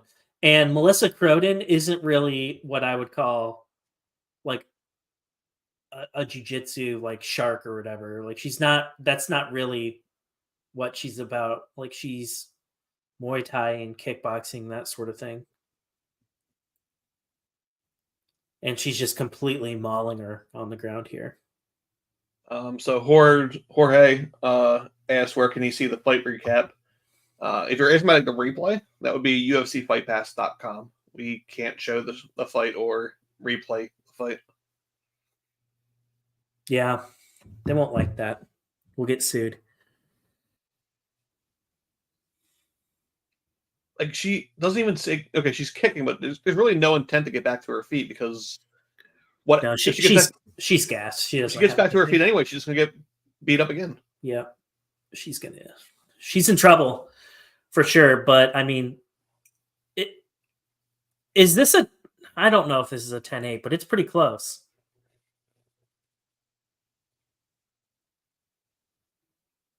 About fucking time.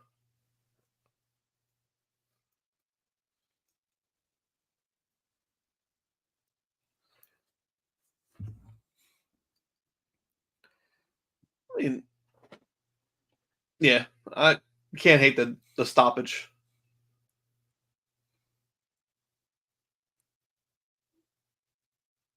No, not at all. But that whole fight though, like this is more or less what I. So I'm not a breaking news bro or anything like that, but I did chat with her a little bit ahead of this fight, Melissa, and this is me speaking, not her. I was just like, I think you are going to figure out a way to find a finish. But I thought the finish would happen on the feet. I didn't think it would happen on the ground. But nonetheless, she did what she needed to do. Yeah, I mean, and she's pretty. She's like super humble too. She's just like, "Oh, you think so? Wow, that's thanks for believing in me." She's like really like chill like that. I really like her. She's a cool person. I've had the pleasure of interviewing her and having her on my show. I think I interviewed her probably like 6 or 9 months ago, something like that. But yeah, pretty cool person. It's good to see that fighting from on the Canadian scene to a bigger stage like this. It's nice to see her have that opportunity. Because remember, LFA debut, Jacqueline Cavalcanch, LFA bantamweight title. I mean, that's a tough debut to make, and that's a good rebound fight for her.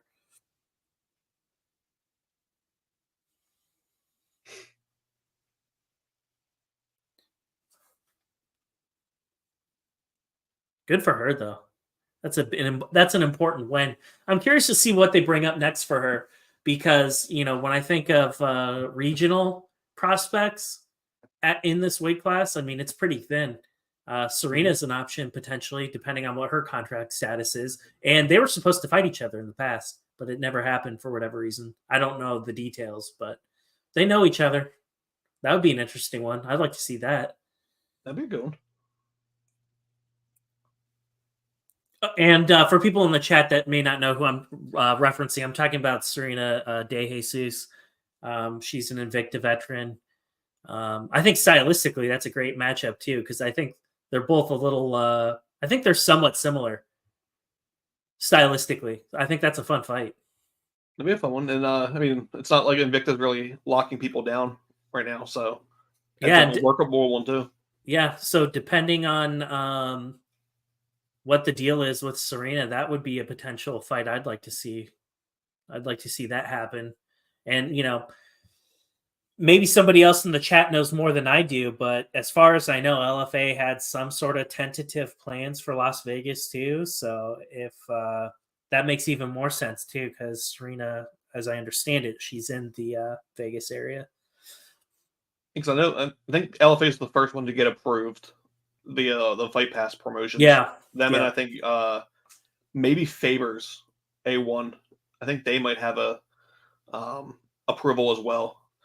Yeah, so they were supposed to run, for people who aren't aware, to jump on what Zach was saying, some of the regional promotions had some talks with the UFC, and Zach and I first heard news of this, I want to say earlier in the spring. We heard noise that regional shows might be looking at putting events on in the Apex. And then it kind of dropped off, and we never really heard anything of it. But supposedly, there's clearance from NSAC and all that other stuff, and everything's been basically agreed upon. It's just a matter of finding out, I guess, a date and time that works. So you're mixing basically if UFC was doing anything, because you have to make sure they're not utilizing the venue. Right. And then, as a backup plan, if they switch to it, is what, the local venues that are smaller, are they open there? But yeah, I thought it would have been great for companies like LFA to come in and to get a show ran by the UFC team versus their own team, just to kind of see what they would have done differently. Has Favor built? So I'm reading John Davis's question. Mm-hmm. Has Favor built the same kind of promotion as Grant Boylan has with Cage Warriors? So I can answer this question. The person that runs A1 Combat, Uriah Faber's A1 Combat, the head promoter, his name's Tom Anderson. Great guy. That's a brand new promotion. They've only been Uriah Faber's A1 Combat for less than 2 years. So to say that they're at that same level as like an LFA, a CFFC, a Cage Warriors, they're not there yet. They got a ways to go, but they're brand new. Uriah Faber is obviously the face of it, but the benefit of the promotion is it's based out of Sacramento. What's in Sacramento? Team Alpha Male. So they do have a pipeline, and they put shows on in Sacramento and in LA. Those are their two main spots right now. They also ran a few in Tachi Palace.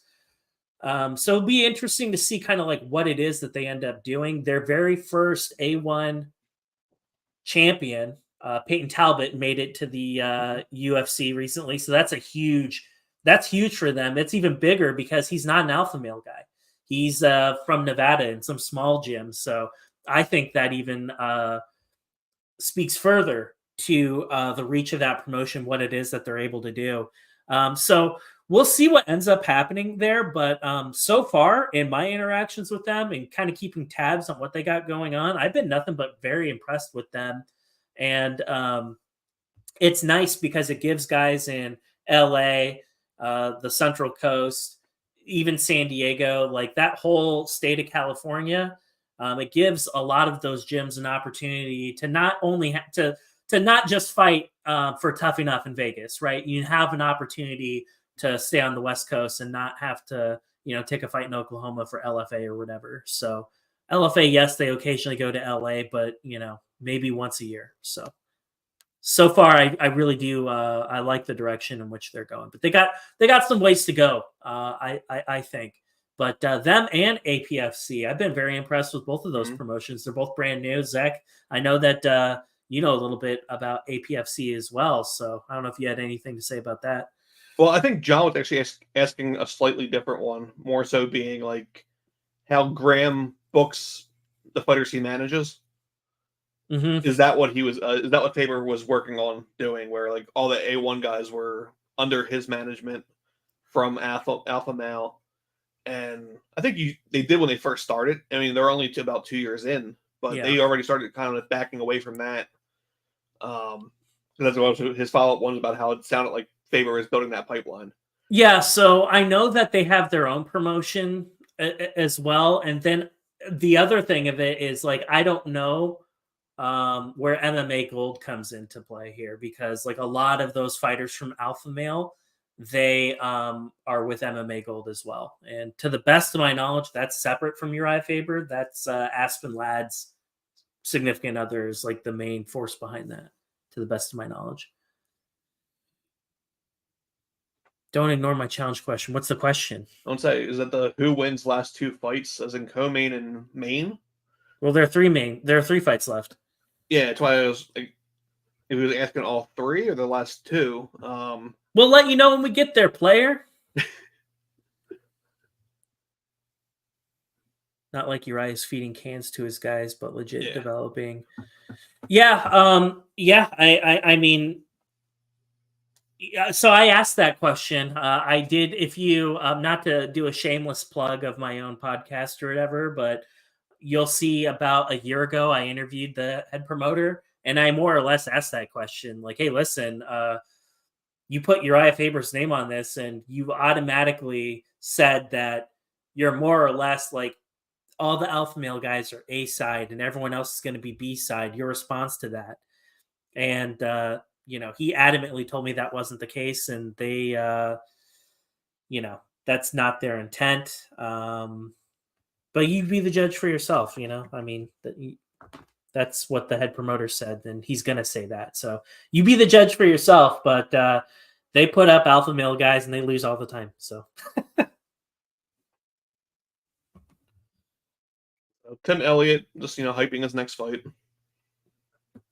He's with Next Generation MMA in Frisco, Texas now. He's with Lucas Brennan's dad. I found out. Former Glory MMA guy. That name seems to be coming up a lot tonight.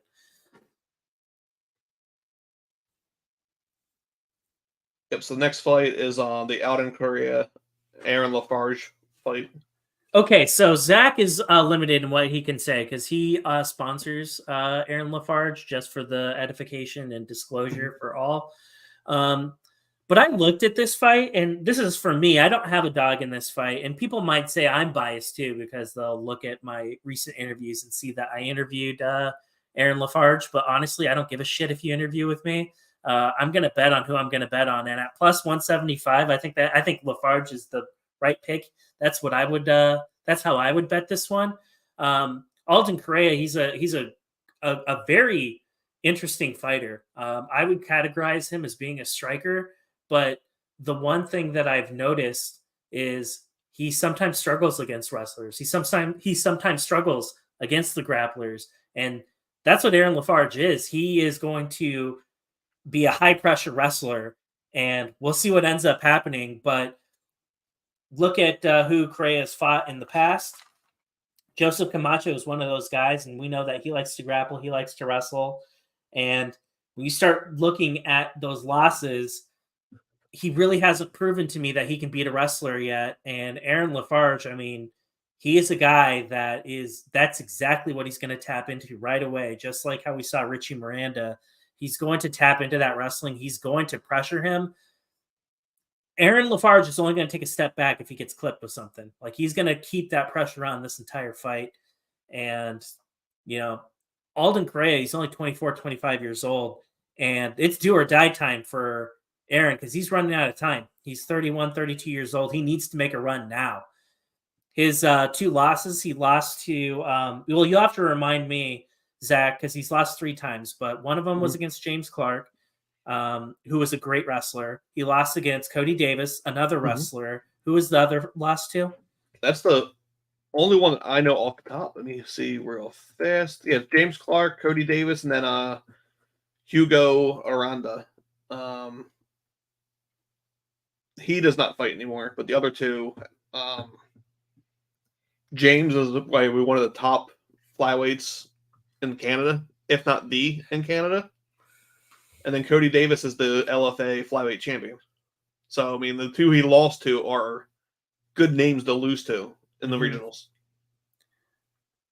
No, I mean, you can say your words. We're not. No one's butthurt. We're good. But and that was another reason why I looked at this fight, because I looked at Aaron Lafarge and I was like, okay, well, so he's losing to other wrestlers, but this is a fight that I know he wants this fight, because he's like, what, thank God I'm not fighting another wrestler for a change. I get to fight a striker. And this is the type of matchup that Aaron Lafarge wants.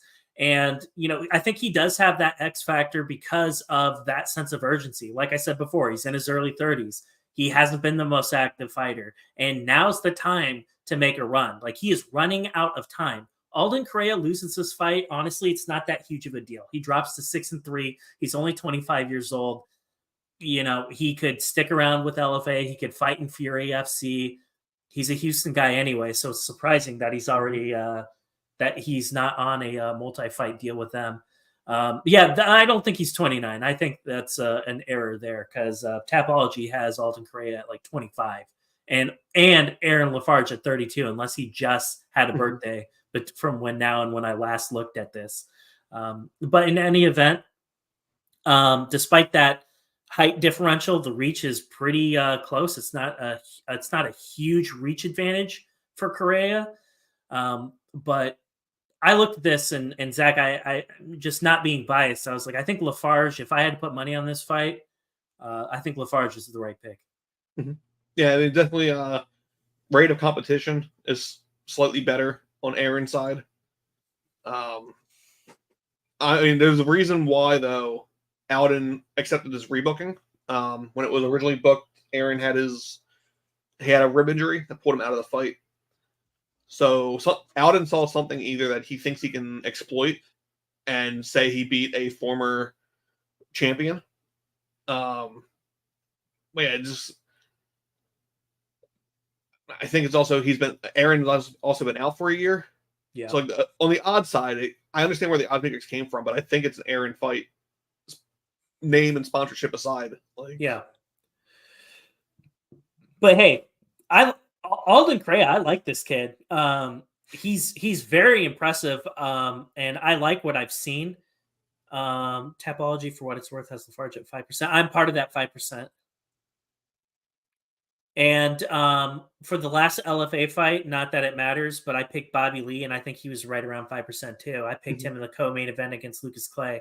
So, it's one of those things like Tapology. It's like, well, of course, Lafarge is only 5%, because all of the Texas homies going to the fight went on Tapology and picked their boy before it happened. So, I don't know. I could look like a total asshole if Correa wins, and he could win this fight. But I'm just saying, like, in my estimation, I would pick Aaron, because stylistically, I think it's the right matchup for him.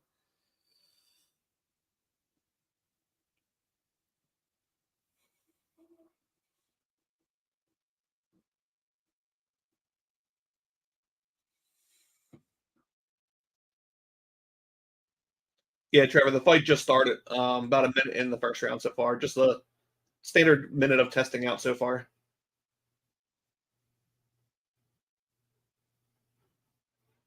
And there's the shot right away. I like how he's scrambling, though, making him go to the fence.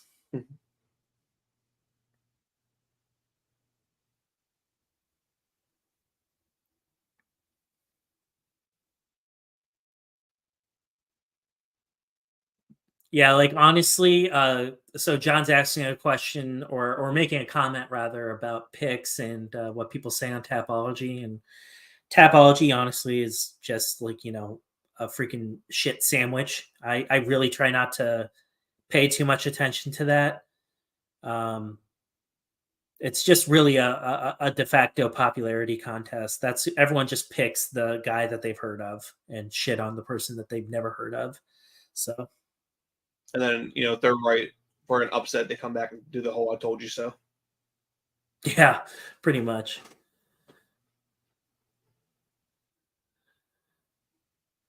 Almost as bad as MMA, the subreddit on Reddit. Yes, almost as bad. Yeah, for sure. Oh, look, 4 ounces to freedom on his shorts. How about that? Yeah, I know that guy. Joe likes to compliment our great coverage of the fight, and says pathetic because he expected a better fight companion app because he can't read the top. Oh, But yeah, you're welcome, Joe. There's like 3,000 others you can go watch.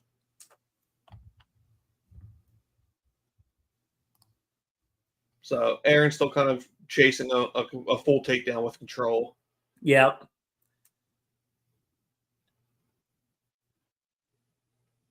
But so far, I mean, this is exactly what he needed to do. I mean, this was the game plan. Like, he wasn't going to fight out of character. He was going to uh, engage in the wrestling right away, and we're seeing that game plan go out. The only thing, though, that I don't like is for Aaron, it's like that's great that you have control, but like, where's the damage? Mm-hmm. Like, that's what you need to see, and that's where it can get a little dicey. Is because we've all seen fights before where you'll have a guy that gets the control the entire time, he doesn't do damage, and then he loses the fight because Correa has been very active. He's been throwing elbows. He's been the one that's been trying to inflict the damage, whereas Correa has been the one that's been trying to get control. So yeah, those elbows are like nailing. They're not even just like they're not just for touching. They're definitely causing damage, but he's still so committed to getting that takedown that he's pushing through it. Joe, I hope you get AIDS. And I banned him. We don't need that negativity. What did you do? Like go to actually YouTube to do that, or were you? I don't know. I just clicked on the 3 dots and it said I could ban him, so I banned him. I just thought if I clicked it would make it all big on the screen. But back up to the feet, obviously, and this is where that dude can come out like three safety counts now too.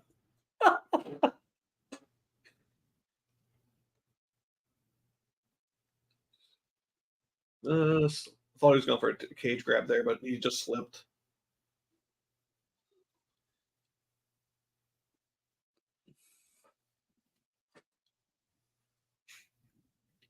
So what do you guys think about this? Like, is Correa winning the first round based off of damage output? Or do you give it to, assuming he doesn't get this guillotine choke that he's trying to do? How would you score that? Oh, that's illegal. He just nailed them in the head. It may have been body, like just under his chin, basically, but it definitely looked illegal.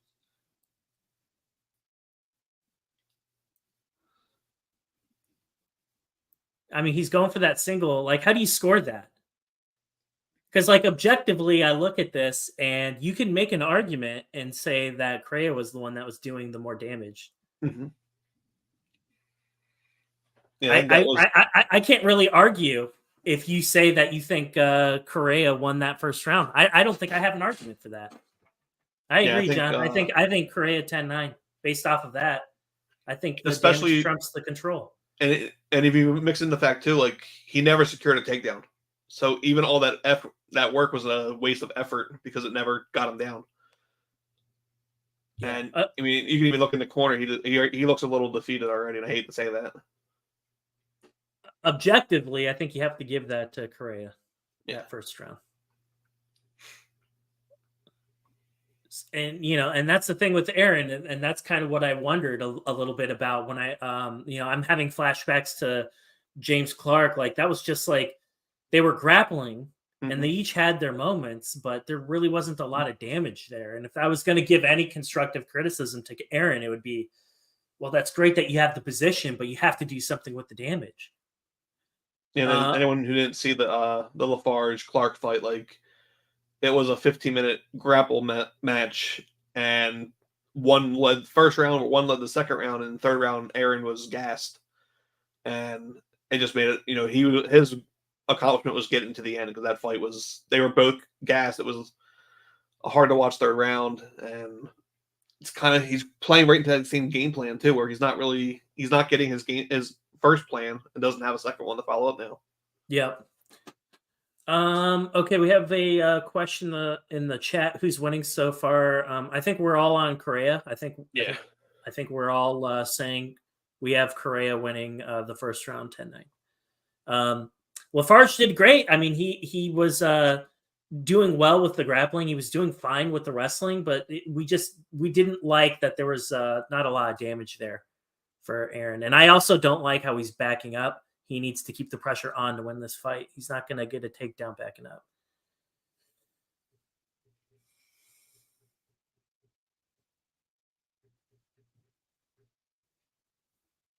Yeah. And I'm okay with getting the single, but he needs to do something with it. Not to be a dick.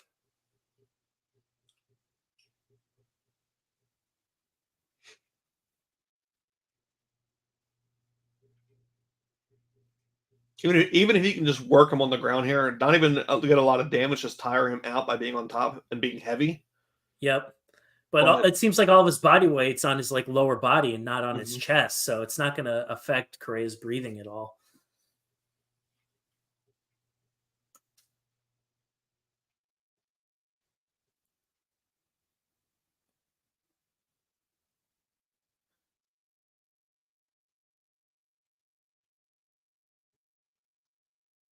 Yeah, and the refs at least not letting them just stay in his position either. Yeah. I think it would be up to Correa if he wants to stay there because he's getting the damage. He's getting points. He's getting points. Yeah. I mean, yeah, that's not good. That can't feel good. I think we've all seen fights too where you see someone get slapped. They get their ear slapped and then their cauliflower ear freaking explodes. That's freaking cool.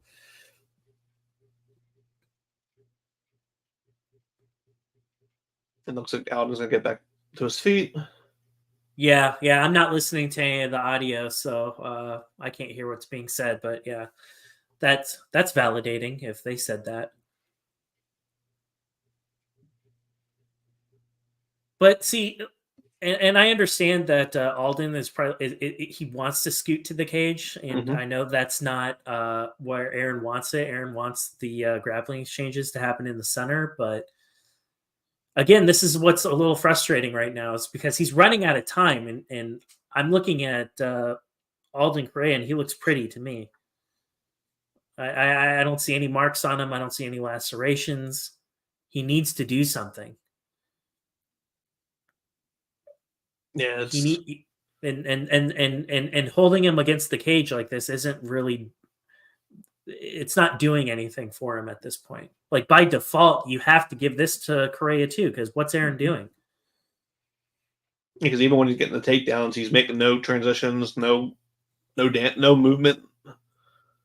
I mean, here again, he's pushing to the cage. He could be at least kneeing the knee and all to kind of weaken the legs, and he gets to take that afterward anyway. But still, again, nothing's being done here.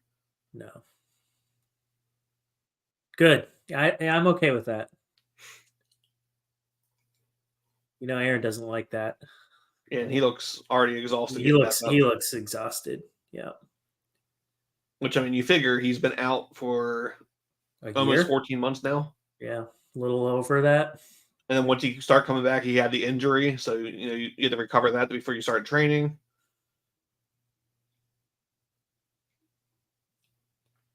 Oh, Jesus.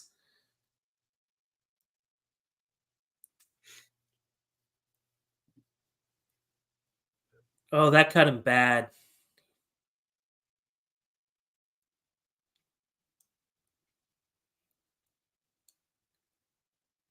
Damn.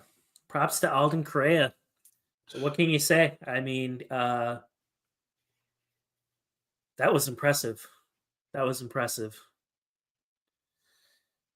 Congratulations to him. I know that's a tough loss for for Aaron, but especially for a young guy like this, that's a major box he just checked by beating a wrestler like that. But I do think Aaron's going to look back on this fight, and I think he's going to be pretty upset because I think he's going to see a lot of the same tactics that didn't go his way for James Clark, and I think he's going to see a lot of that here. Beautiful knee. That was beautiful.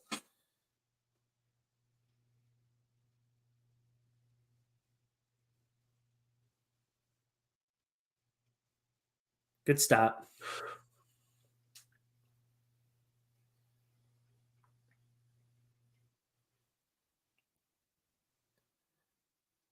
No complaints with that. It actually worked out too. That punch missed on the ground too, because that would have been unnecessary damage that didn't need to happen. But hey, give the it's easy to shit on the ref, but they don't ever really get told they do a great job, and that was a freaking great stoppage. So you gotta give credit to him. So all right, so that's my first L of the night. I had I picked Lafarge for that one. But hey, you gotta give it to Alden Correa. I mean, holy shit. He just went out there. That was probably one of his more impressive victories. And like to do that against a guy like Aaron, that's pretty impressive. I mean, you guys all saw firsthand how good of a wrestler he is. But the problem though is just, it's just there wasn't any damage output, and that's something that Aaron's gonna have to work on moving forward. So we'll see what happens to him. But hey, that's an impressive victory for Alden Correa, 7-2. And he needed to get this win over a veteran like that to kind of like stay in that LFA sort of like consideration for being in the Cody Davis sweepstakes, and that's exactly what he did. And kind of going to some of the questions or comments here, like John Davis got Captain Obvious statement, but why did no one ever try that with Khabib? Khabib has a weird shot when he shoots. Like he's able to stop that and turn it at mid shoot. I mean, I think that's how he would have eventually lost if he would have kept fighting.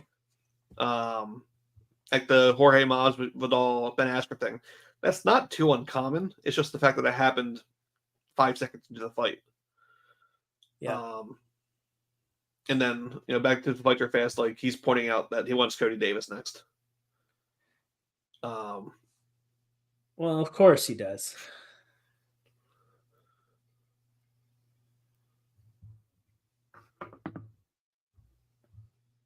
So, I mean, good win for him. It's going to help his regional career. Yeah, I mean, that was a very important win. Very important win for him. And hey, congratulations to him. And then Trevor Gwynn, cut his comment that, sounded like the same Aaron who was just, trying to wrestle, not really have mixed the martial arts. Yeah. Then what happened? He was, Correa was advancing through like 2 feints, and then Aaron went to shoot, and then he threw up the knee. And it was a beautiful knockout. It really was. I mean, you really have to give full credit to Correa for nailing that. I mean, perfectly timed. Yeah, it landed like what Peter Yan to Aljo. Like it was that instant impact that just sent him back. But legal. Yeah. Like that was the whole thing. When it happened, I was like, that kind of looked like I was wondering when he shot, was his knee down, and that's what the trajectory was. But everything was legal. He was fully off the ground, and but that's how hard the impact was. It just shot him right back. And then Johan Higos asked who won. If it was the Lafarge fight you're asking about, Correa won. If there's others, check Topology because those are old now. Yeah, they'll be on there soon. But so far, to the best of my knowledge, somebody correct me if I'm wrong, but all of the betting favorites have won.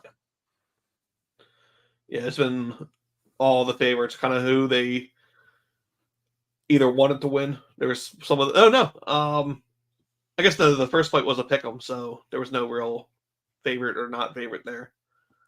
And that was the only one where I thought if it was a underdog, it was like by a 1 or 2 point underdog. It wasn't even like a different odds watch. Outside of that, Yeah. yeah, it was all the favorites. Yeah. Wow. I mean, that was really impressive. And I think about him getting that knockout. I mean, what a statement. Oh, here we go. A Vegas announcement. Palms. There we go. There we go. We were just talking about Yeah. that. They're in Vegas, December 15th. That's not the Apex that we talked about, but okay, cool. The And Virgin Hotels also seems like a really cool venue too. So I know PFL ran a show there, and mhm. I know that there might be that's another potential venue for other promotions to think about. It wouldn't surprise me if they run a fight from there too. Then I want to ask who we have in the next one. I feel we're probably unanimous on this one. Kevin Fernandez by finish. I'd even go that farther and say by finish under. I don't know if I'll go under 1.5, but I'll go under 2. We don't see a third round, and then in the main event, I have Landry. I don't know who you have. I do. Yeah, I do. especially if you mix in the fact that I think you said, or someone said in the chat earlier, like Walker missed weight. I said that. Yeah, he did. He missed by like, it wasn't terrible, but he missed by like a little over a pound. Rich Curtin says the first underdog of the night is about to hit now. So he's So he's on Camacho. Okay. Camacho's a good fighter, man. He what his only loss is against Cody Davis. So hey, I don't, not gonna get a tongue lashing for me. I understand why you'd pick him. He's got that track record. He beat Alton Correa. I would say, who would you say who gets the next title shot, the co-main or the Correa? So that's So if Camacho wins, I don't know if you give him that, right? Mm-hmm. Because he's already fought Cody Davis before, and Cody beat him. For that to be a real question, Kevin has to win, Mm-hmm. and then if it's Kevin or if it's Correa, honestly, it probably comes down to do you want the true answer? Because the true answer probably isn't very flattering to say. It's who's going to sell me more tickets. Mm-hmm. Is it going to be Correa if we run this in Texas, or is it going to be Fernandez? And I'm going to pick whoever's going to like sell me the most tickets. If you run that fight in LA, then I guess it doesn't matter. They don't usually fly a lot of the U.S. guys down to the Brazil cards. Those are mainly all Brazilians. Yeah, those are all 100% Brazilians. Yeah, Camacho's a stud. He is. The one thing I will say about Kevin Fernandez is we always hear oftentimes about like grapplers or wrestlers falling in love with striking. Kevin Fernandez is a striker that I think has fallen in love with grappling and wrestling. I think about him, like he trains out of Lamb Striking Academy, but he also trains at a secondary gym with Kevin Holland and with T-Rex, and that's where he gets a lot of his conditioning work in. A lot of his wrestling, a lot of his grappling comes from that gym as well. But he's a very special prospect. He's been very, very impressive in the past, and this is a really tough fight for him. I mean, Joseph Camacho is not a joke, and that 6-1 record. It's been said in the comments, a lot of green, and not a big deal losing to Cody Davis. I mean, that's if you're going to take a loss, you lose to Cody Davis. And then John also asked, what do you think the percentage of sold seating is for LFA when they do Texas shows? What a great question. It's hard to say, especially with camera angles, because if they know what they're doing.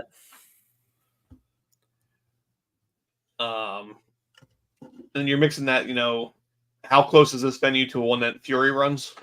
You taking that consideration too? Because if Fury runs a card every Sunday, that's going to hurt this. That would hurt tonight's one. This is our first stream. Yeah, first stream. I mean, no, well, I guess that's not technically true. First full stream. Last time he hopped on as a guest, and this one we put, I think, 20 seconds of thought into. Yeah. So, Kevin, I'm sorry, I called you Kevin. Zach and I we were actually not planning on doing a live stream. We were planning on doing a like a preview show that was pre-recorded, and we were just going to throw it up on YouTube.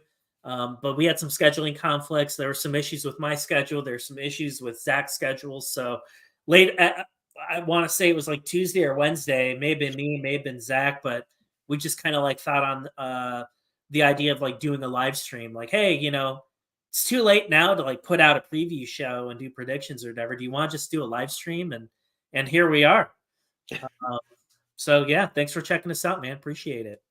And thanks for everyone for being super cool too. We've only had one troll that we had to kick out. Everyone else has been pretty cool. So I like all the questions. I like the activity. It's cool. Yeah, poor Joe. He's what makes the sport lame. And I have to say, my burn, I'm not going to repeat my burn. I liked my burn, too, by the way. Hopefully he loses the battle. R.I.P. Joe. Yeah, so... And I don't know what it is. But here's another thing that Zach and I were talking about. Every single Thus stream will say that you go onto, why is there always one guy that always says R.I.P. Joe Rogan and spams it throughout the entire fight card? Who is that guy? And why do I always laugh every single time? Every single time somebody says R.I.P. Joe Rogan, and I fucking laugh every time. I don't know why. It's been like the same shit for like the past 4 years, and I'm still laughing. I don't know why. Maybe I'm just that much of a simple creature. It's a possibility.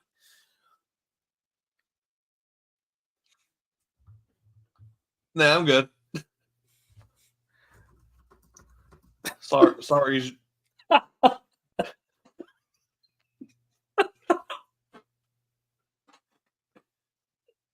I'm banned, Joe. No, Joe. You have another account. You're good. Hey, there's your logo. Yeah, he wore my pants out to the cage too, which is pretty cool.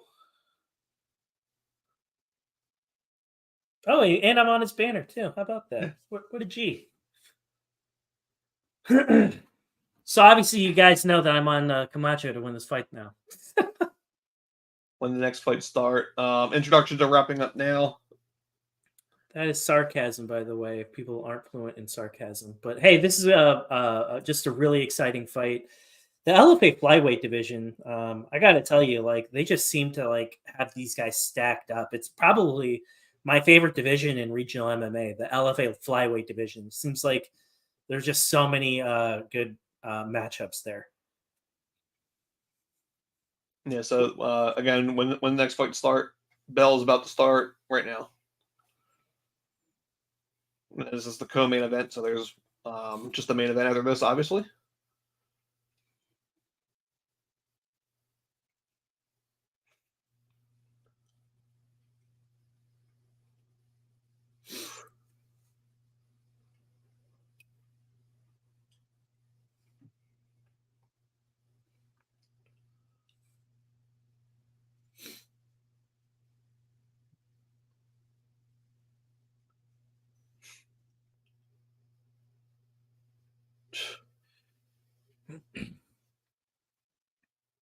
He's doing some serious work in that clinch right now. Oh, man.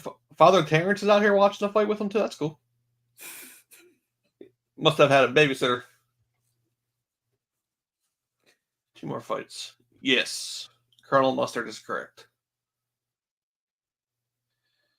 Yep, we are on the co-main event, and then Landry Ward and Frederick Walker is next. So far, it's been a really good night of fights, though. Yeah.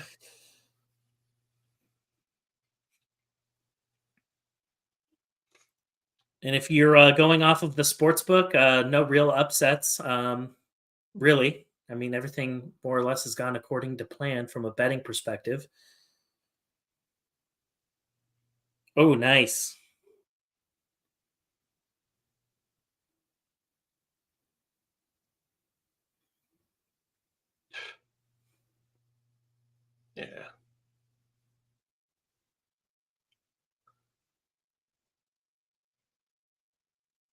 Camacho's not having a good night.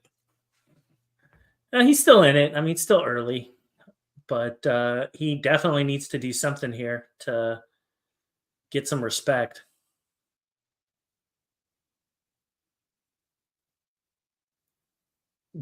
That looks tight. Yeah. I'm gonna assume that's who's doing better, not whose dong is better.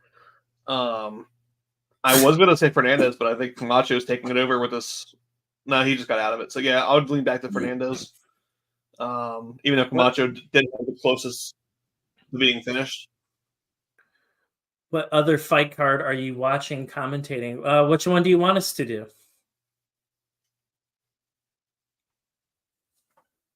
This is something like just so everyone understands. Like I have my podcast, Mom's Basement MMA, and Zach has his.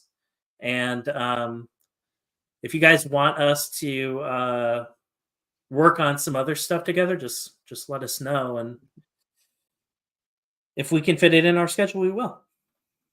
Yeah, John.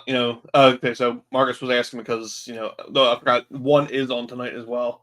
But Mark's fight pass is even behind me, and he's still showing ring walks. Oh yeah, dude. Yeah, we're actually like almost halfway through the co-main event right now, so you're behind.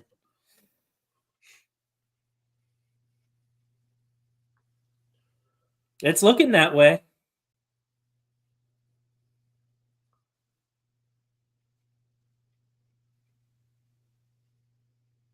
I mean, this is exactly what Kevin needed to do, though. Yeah. I mean,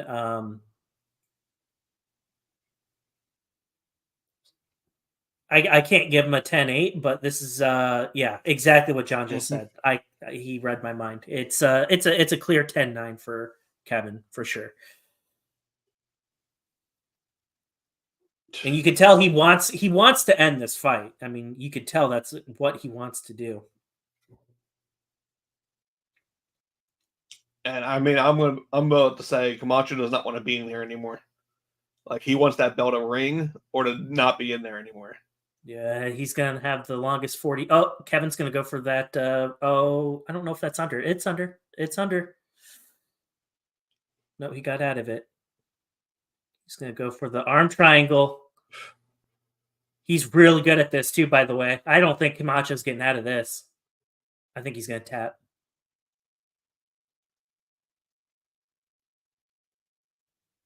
This is what Cody got him with too. He wants out of there.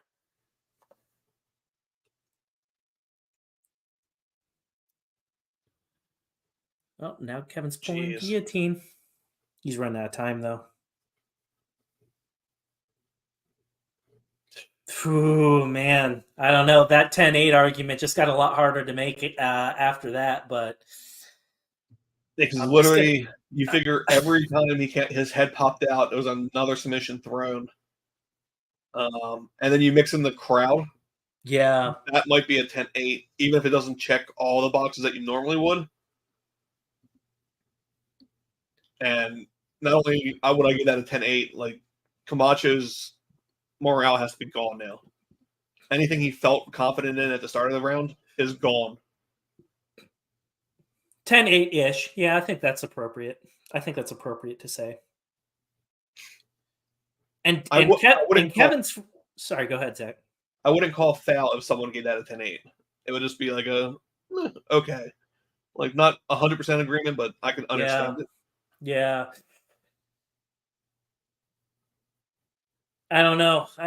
You can make the argument after that last 45 seconds or so. You can certainly make that argument. I mean, if I'm a judge and I'm being like objective here, I think on my scorecard it's 10-9 for Fernandez, but you can't really clown anyone for saying that's a 10-8. I mean, you make a very compelling argument based on the last minute of that fight. And then Aaron Pate, I think it is, asked, are they still fighting? Yeah, yep. The second round just started about a minute in.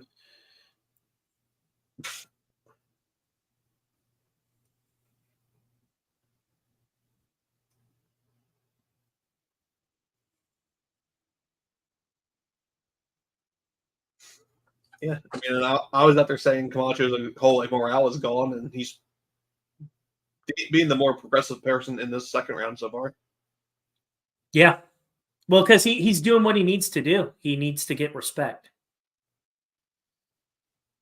And he needs to make Kevin think about pressuring him. The question, though, is like how much gas does he have left in the tank? How much did he expend defending all those submissions and all that grappling in the previous round? Well, we're about to find out. You could also ask that of Kevin. Like, Kevin, it's been said in the comments before, Kevin has very good cardio, and he does. But, we're all obviously looking at him to sustain what he just did. And is that something that he can continue to do? Right now, I mean, it's kind of Camacho was the one that was coming out. And it seems like Kevin's up until now that he has center control, was kind of reacting to what he was doing.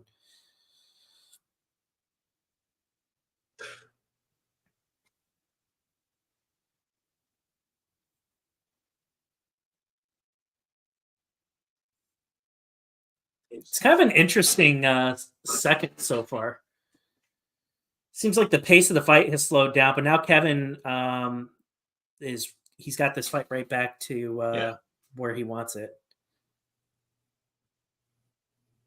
And I tell you what, like I tell you what, like I said before, like this is a kid that is a striker that fell in love with grappling, and you see it.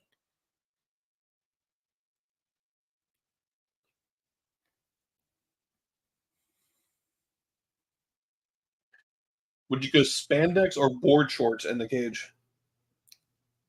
Oh, I would definitely go for spandex. I want to show you guys the grundle. No, definitely board shorts. No, nah. We're showing the grundle, baby. You guys are gonna like it too. Scramble to the back with almost some anime teleport ninja stuff. Yes. Looks like he's on the chin. I don't think he's under, but that's still. But Camacho is also like not enjoying this. No, not at all. Now he's a great grappler. Kevin has had, off the top of my head, I know he's had an arm triangle submission choke victory, and then I want to say at least one or two, maybe rear naked chokes too. The guy is like he's not somebody you want on top of you. Like his grappling has really evolved since that Manuel Medina fight, which is who he made his pro debut against a couple years back. It's gotten a lot better.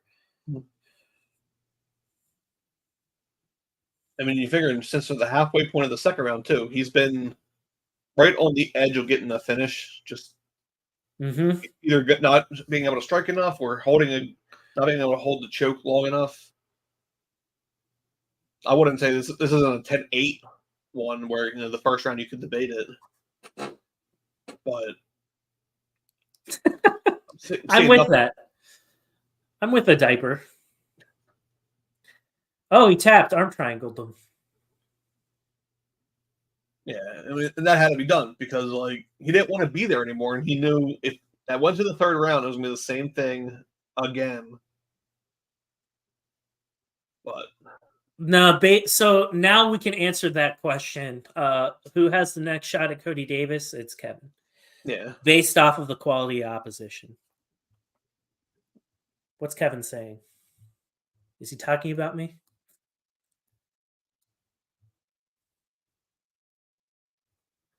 So, fun fact: for his ex MMA fight, they ended up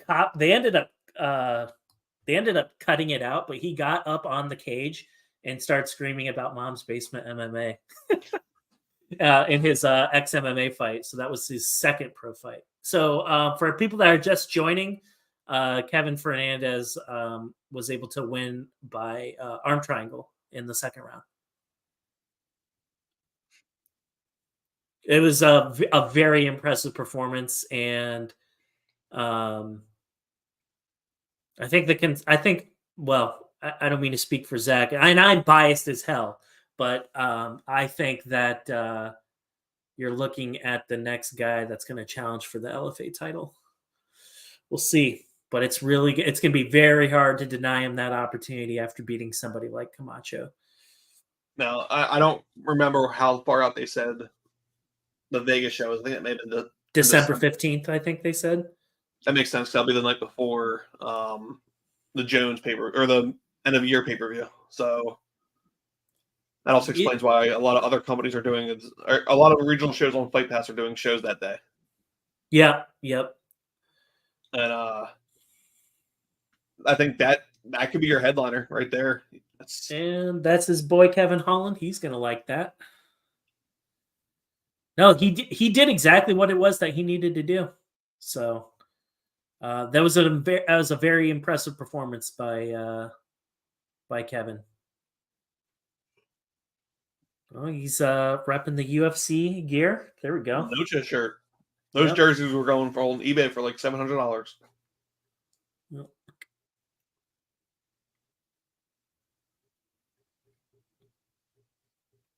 So now, what do you do with if we're in agreement that Fernandez is the guy that challenges next? Yep. Oh, Cub's talking to him. Let's hear what he has to say.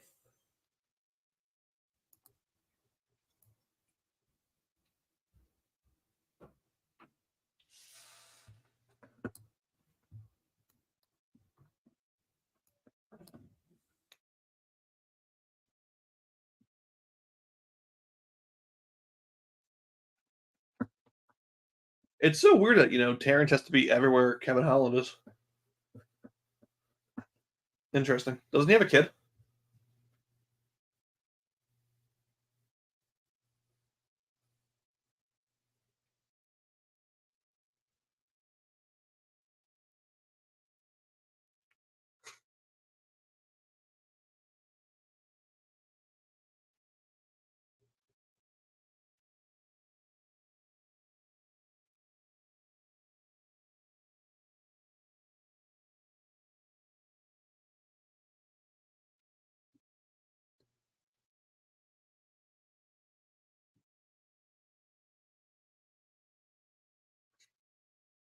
I like when there's like 6 family members who are the ones chanting, and the camera just has to be there with a mic.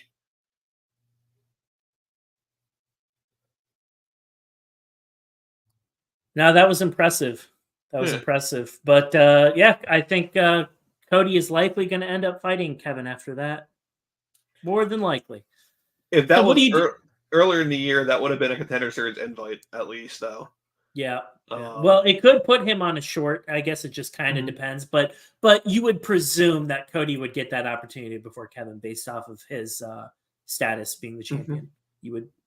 I mean, that's only logical. Good for him, though. Awesome. So, what do you do with Correa now? Who would you guys want to see Correa fight after that? If Correa doesn't get a title shot, who would you? What makes sense there? Because there are a ton of guys at 125 that you could potentially pair him up with. Would you go against the loser of the co-main just because he was right there? And that's because, or so you keep him in the win column? No, well, as far as Correa is concerned, like, I mean, can you book him against Camacho? I don't think so. I think that's a dead fight. Even though Camacho did beat him, I think it's probably a little too soon. I tell you what, there's like one flyweight that a lot of people have forgotten about in LFA, and you can understand why, just because he's been injured and out of the game for a while. But Christian Natividad is a freaking monster. And I know he's had some health issues, some injury issues, but that would make a ton of sense to me. Have Correa fight somebody like Christian if he comes back.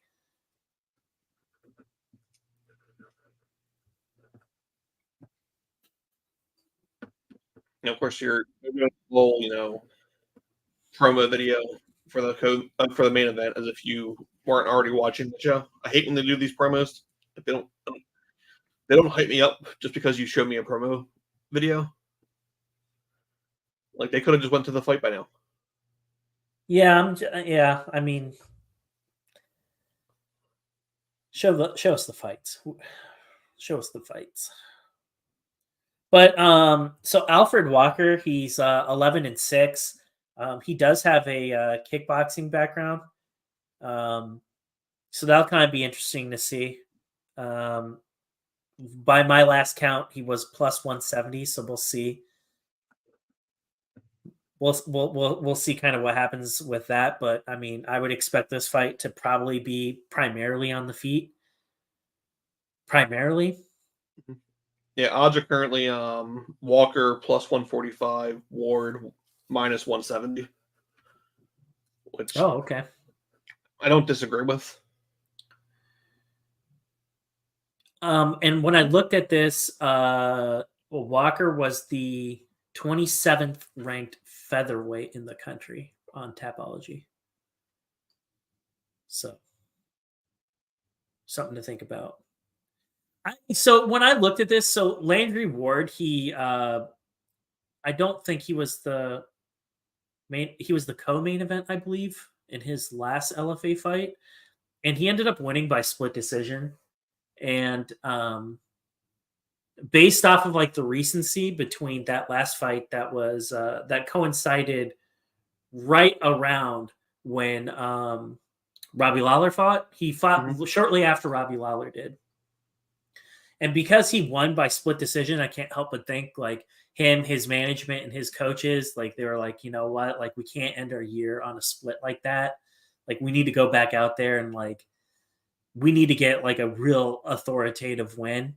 And I think that's their objective here. Like I think Landry Ward does need to get a finish. There's a question earlier in the chat about can he? Landry Ward, he's a gifted striker, but you can't really say when you go back into his Tapology and look at all of his previous fights, you can't really say that he has like a fight finishing reputation. I don't know if he does, but he definitely should be looking to get one for this. And yeah, Walker is 36 or 37. He is a little bit up there, but he did get a knockout in his most recent fight. So he fought for the promotion that you're tight with. I think he fought for 24/7. Correct me if I'm wrong, Zach, but I think he did at one point or another. I think early in his pro career. Yeah. Yep. So I mean, we'll see what happens. I mean, it's one of those things where, for Landry, like let's just call it for what it is. This is I'm not going to call this an easy fight, but like he's not going to get for where he is in his career. This is as easy as it gets, and that's not a slam on Walker. But like when you're 8-1, you're not going to fight, some 6-6 guy. Like you are going to get a guy that's 11-6, unless you fight for Titan FC or some other promotion. It all depends on who you train with. Whatever gym you're at, it depends on the promotion you're at. Then you might get those super hard fights that no one thought you would win. But Alfred Walker, he's in his late 30s. I mean, he's still getting the results in the on Tapology. Look at his most recent fights. I mean, he's getting it done. And then for him, it's just kind of like, you go into this like you're an Oklahoma guy and you're fighting in Texas where everyone hates you anyway. And that's probably energizing him even more. He didn't have to sell tickets for this. Landry did. So, I mean, there's really no pressure if you're Walker. You just need to go out there and fight and have fun. Like, I know that sounds like soccer momish, but it's really true in his case. Landry's the one with the pressure. He's the one with, the UFC dreams. I mean, Alfred Walker's not going to the UFC at 36 years old. I think no, not even getting that short notice on that one. No, I mean that's just kind of the reality of the situation. So Landry Ward, I mean the pressure is going to be on him to perform, and it's in his hometown too. So we'll see if he's up to the task or not. But I am a little bit surprised, I have to say, when I'm looking at these betting lines, minus 177 for Ward and then 152 for Walker. I kind of thought Walker would be a little higher. I was thinking something like, plus 200 was probably right. So I was a little surprised at that. I don't know about I think there's a ton of value on Ward actually at minus 170. Yeah, I mean, 177. I would have thought like both of them around like plus 220, plus 240 for Walker. Yeah. Which would take Ward to about like minus 210. Yeah. Which is kind of what I thought it would be at, but it seems like by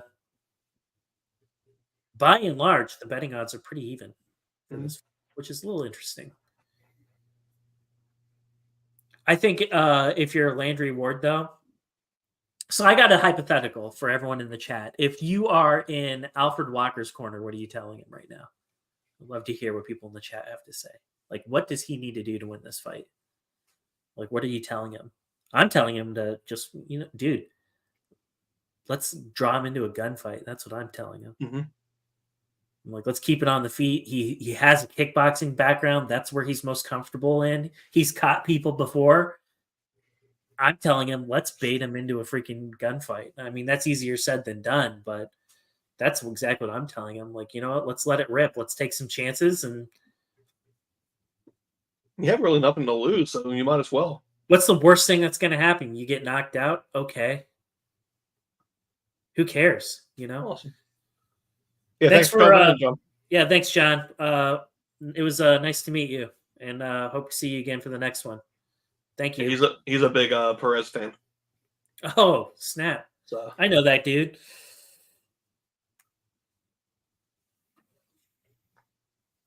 Yeah, so we'll see what happens here. But, I mean, that's what I would tell him. I would tell him he just needs to go and he needs to just let it freaking rip.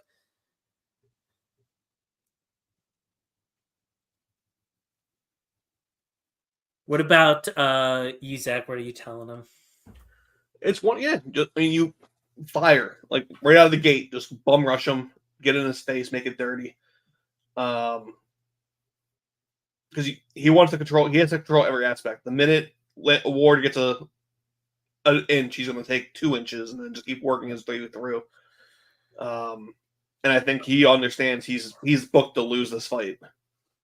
Yeah, I mean, let's be real. It's in Dallas. They want Landry to win the fight. I mean, and that might energize him even more to go for that finish, because he's probably thinking in the back of his mind, like, I'm screwed if it goes to the judges anyway.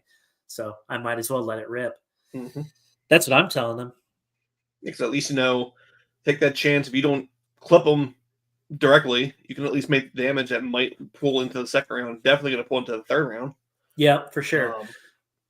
Then from there, just don't get finished. LSK, here we go. So we got a nice comment, and then we had one troll. So I would say it ended up being a pretty neutral night. And also, again, whatever LFA person watches through here to see what we did. Thanks again for sharing it. Yeah, thank you, LFA. Appreciate it. It'd be kind of cool to know. I wish they would let you know like where people found out about it. Just to kind of know, like, was it the LFA thing? Was it? I mean, we can see if it was a YouTube search, but just curious where people actually even found it. Hey, if you guys are watching right now, let us know how you found it if you're not subscribed to us. That would be cool.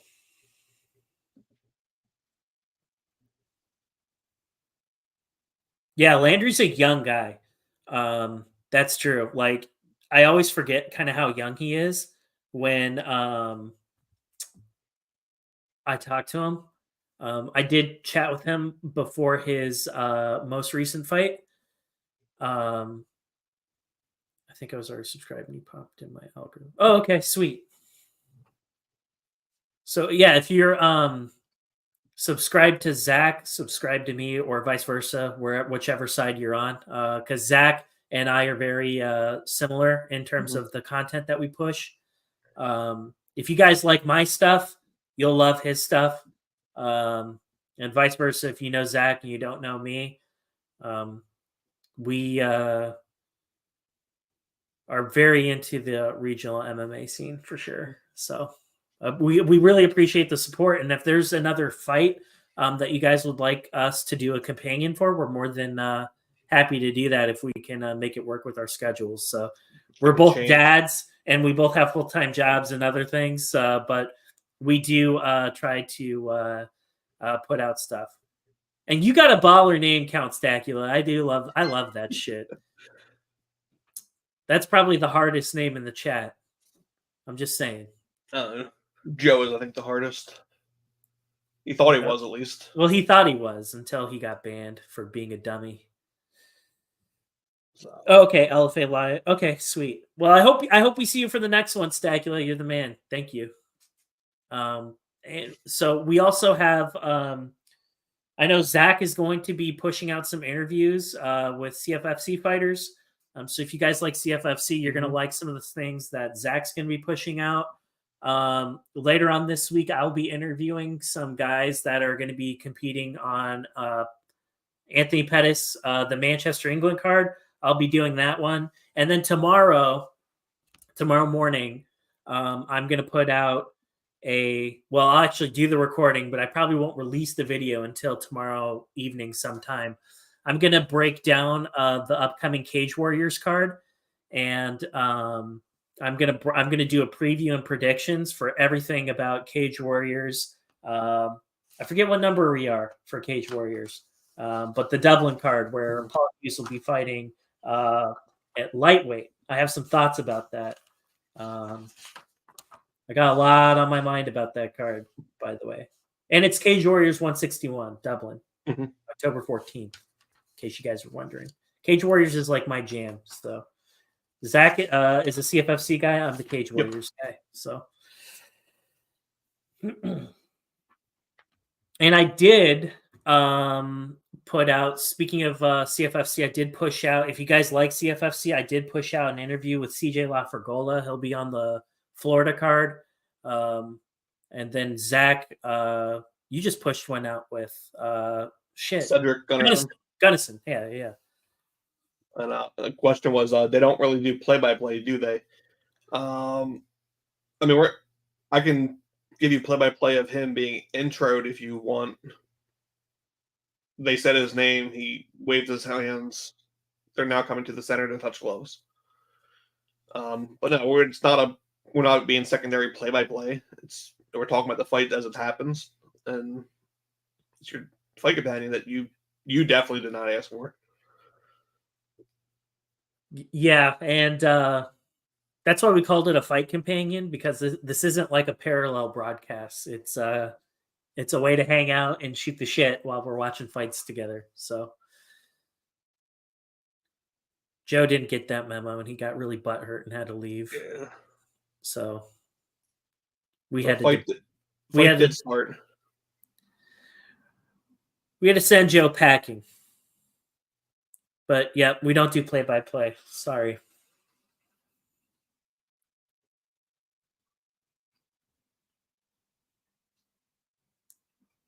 Ward is really in his face, and you could see that urgency in him right away. If you wanted a play-by-play, Aaron, check out the City Life, I think it's called. It's ran by, I think his name is Aisha. He's not from Canada, but he pretty much does like all the big cards. So he'd be either doing LFA tonight or one. Mm-hmm. But if you're looking for like a more of a play-by-play, he's probably your best bet, and that dude loves regional stuff, so you'll see a lot there. I'm surprised that Landry's being as aggressive as he is. Oftentimes, I kind of feel like he hasn't always shown this in the past, and he's kind of let his opponent come to him, and he's kind of been content to be on the outside. Maybe it's just recency bias, but when I think of Landry Ward, I just I kind of like think about patience, and I think about him doing a lot of his work from the outside. And in this case, he's been like super aggressive, like, which is a little bit uncharacteristic for him, I would go as far as to say. But maybe this was part of their game plan, and maybe that was something they thought about before they got into this one. And I mean, and a takedown not even halfway through the first round. Yep, that's That's huge for him.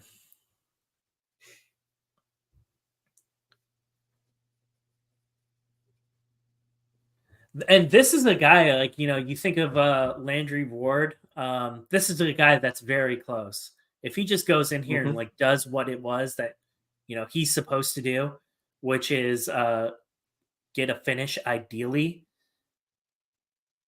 you would think he's going to be on that list for consideration in terms Then of going to the show. Ward looks fantastic. yeah. He looks fantastic. He's been very aggressive. He's winning all the striking exchanges. He's winning the grappling exchanges.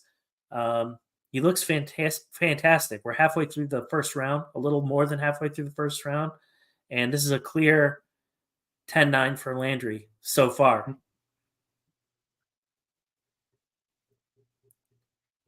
Yeah, when they're on their feet, like I don't want to say he looks like he's playing with his food, but you can tell like Ward has nothing to be worried about yet. Like nothing has been shown to him to get any respect. And then when it leads to the clinch thing, it rolls over there then too, because he takes control of that too. Yep. And it seems like he's doing a really good job between like balancing being super aggressive and then kind of knowing when to back off so he doesn't get countered. I think he's showing. I think he's like showing a lot of fight IQ right now. I mean, he looks he's putting on a great fight though so far. So, like this is exactly what I expected. And Zach, to me, I think the pressure is part of the game plan, knowing that Walker just landed a nice freaking cross, by the way. Knowing that Walker comes from a kickboxing background, you had to wonder if that pressure was part of the game plan to take those kicks away or to limit them.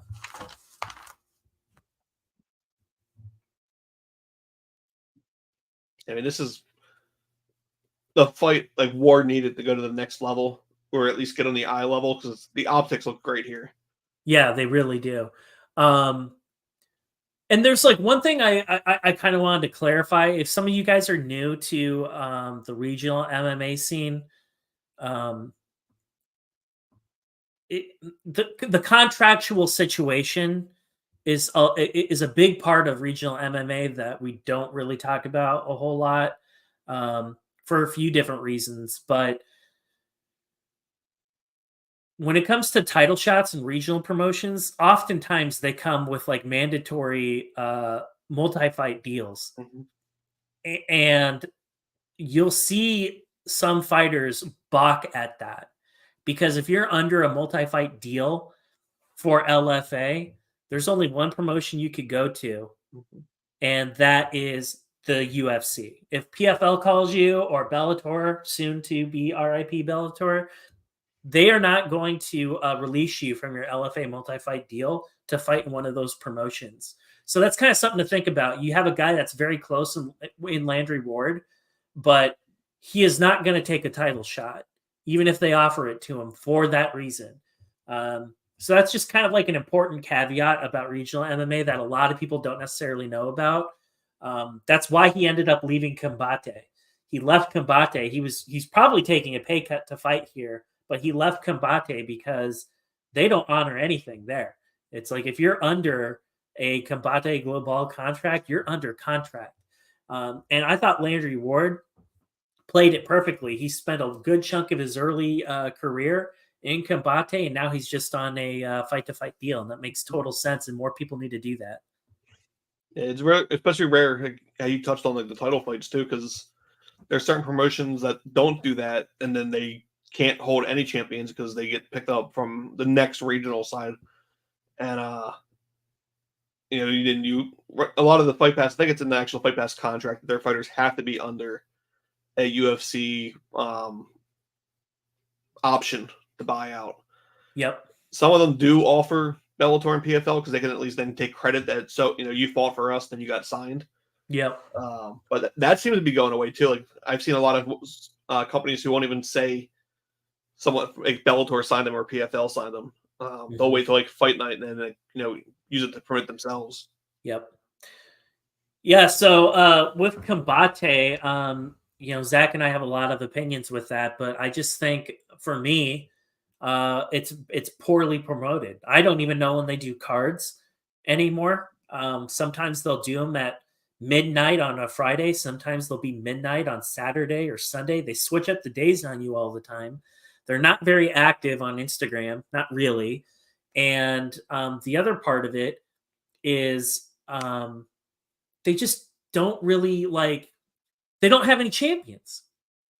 Like it's not a real compelling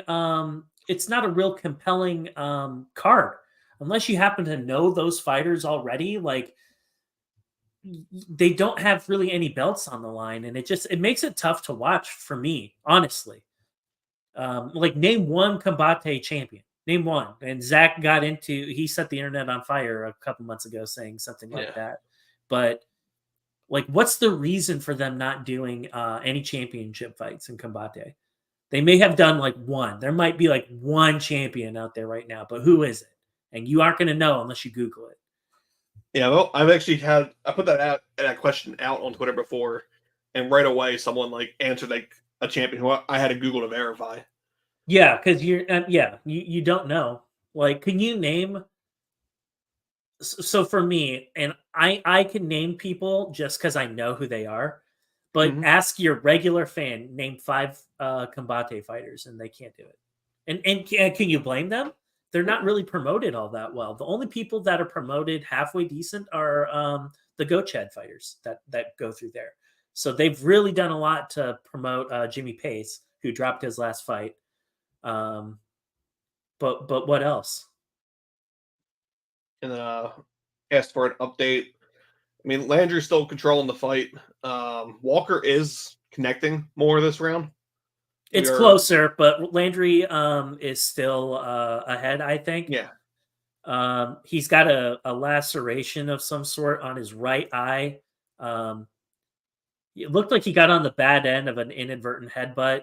That may have been what caused it, but Landry looks really good. It looks like he's going for a single leg takedown at the moment. And we're about a minute 40 left in the fight. Or I'm sorry, left in the second round. But he's cruising right now. He's looking good. I would have both rounds to Ward. The big advantage, the only thing that I can really say about Walker is he's showing more life as the fight goes.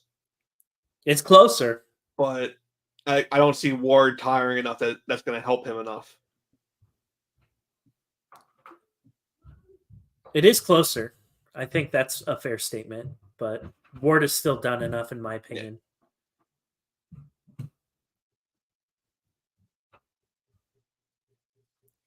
Yeah, so I'm not going to get into specifics here, but if you do some homework, you could probably figure out who I'm talking about. But PFL, they have their own version of Contender Series. It's called the Challenger Series, and there were prospects.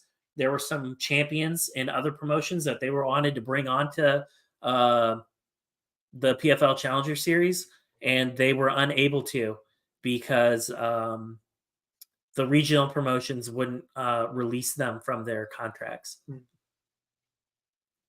There was one fighter in particular where they had actually announced the fight for the Challenger Series, and then they rescinded it because of that contractual issue.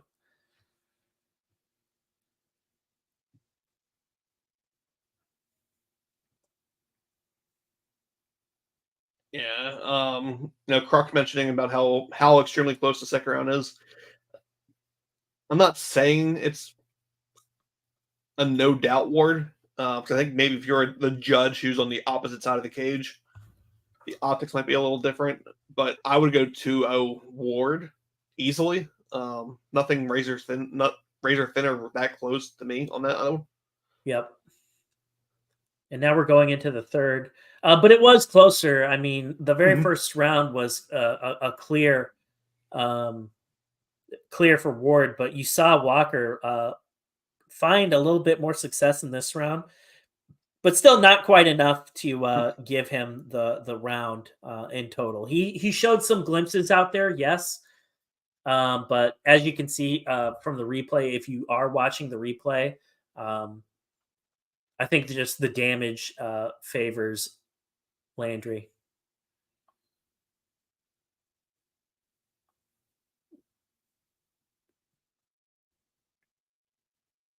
Yeah, Marcus made a point. Remember, it was people who don't want to subscribe to Fight Pass. Like you did used to have LFA on Access TV. Oh wow! Oh yeah, that's I been think a minute. even World Series of Fighting was on Access up for a little bit at least. Yeah, then obviously it makes more sense for UFC to lock these promotions down because then they own the archive as well. Yep.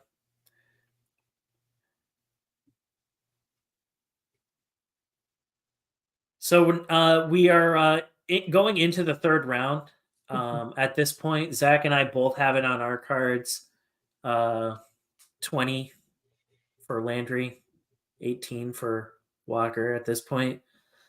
But it wouldn't be a complete shocker if one of the judges on their cards had it one apiece. I mean, it wouldn't be a complete shock. Let's remember what we talked about earlier. It is Texas. But I think even I do wish this was a 5-round fight, like a real main event. Yep, I do. I do too. More so for the fact, more for Walker's sake, because he's doing better as the fight goes.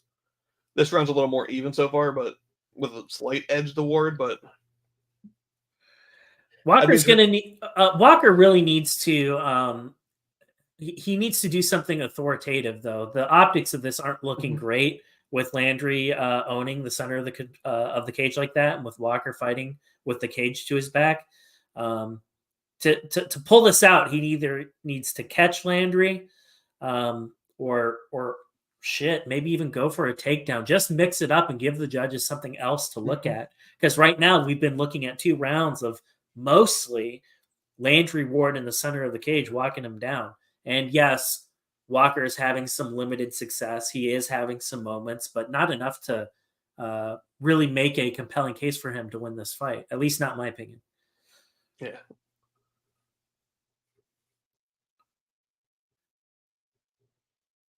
But he's not giving up. I mean, he's going for it. You can see he's ripping it, but you know he has a little bit of a length disadvantage. He's got the height disadvantage, and you know when you see the shorter guy kind of back away like that, it's not a really great look for me. But somehow he's able to close that distance really quick, and you see him finding. This has been his best round so far. Wow. And I'll add into how we will be getting better too, because you figure once you get the last 90 seconds of the fight, Ward's going to know he won.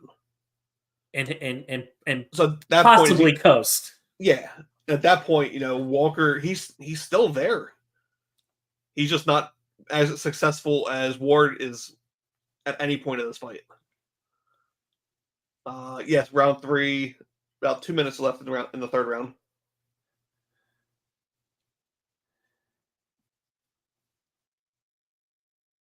So what do you have it, Rich? You have it a tie fight on your card? I'm curious.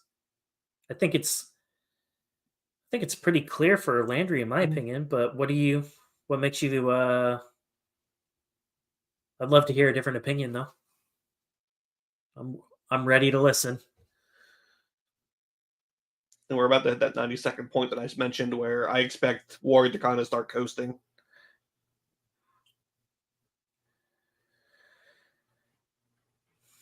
I mean, Cubs saying the complete opposite, that he doesn't have enough, but I felt the first 2 were easily Ward's rounds.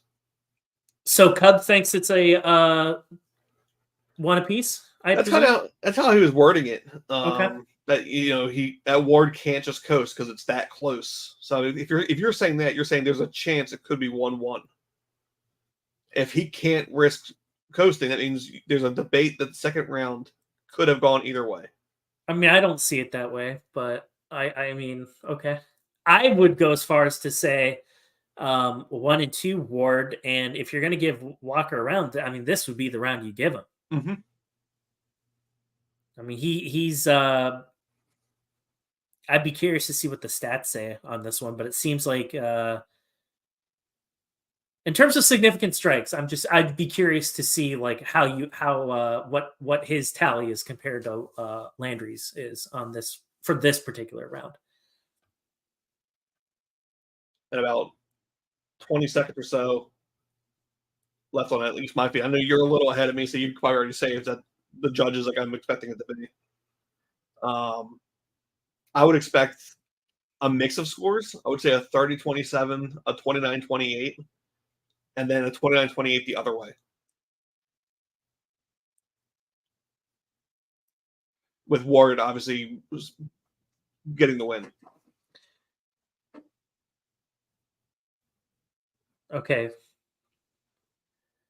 Hopefully everyone has I haven't said anything for a few seconds, so hopefully everyone's at a good point.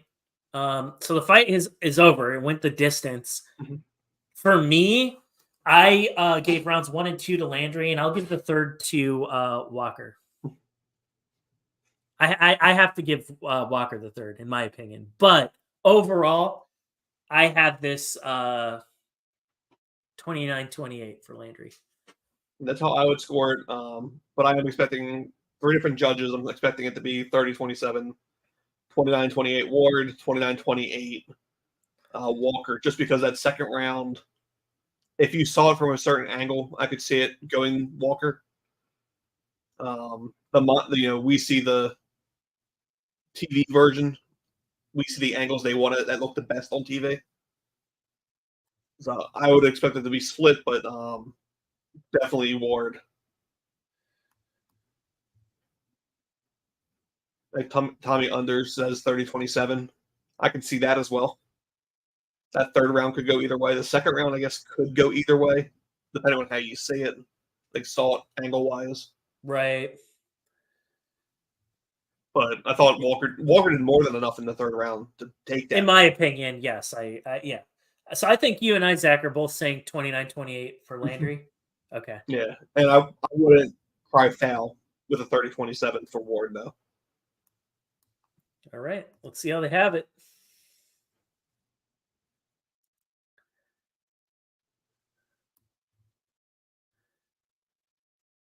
All right, guys, we are going to a decision, and we'll tell you what it is as soon as they announce it. So who won? We are about 25, 30 seconds away from hearing. On our card, we have it for Landry Ward. 29-28. That's our card, but the judges that matter are about to tell you what it is.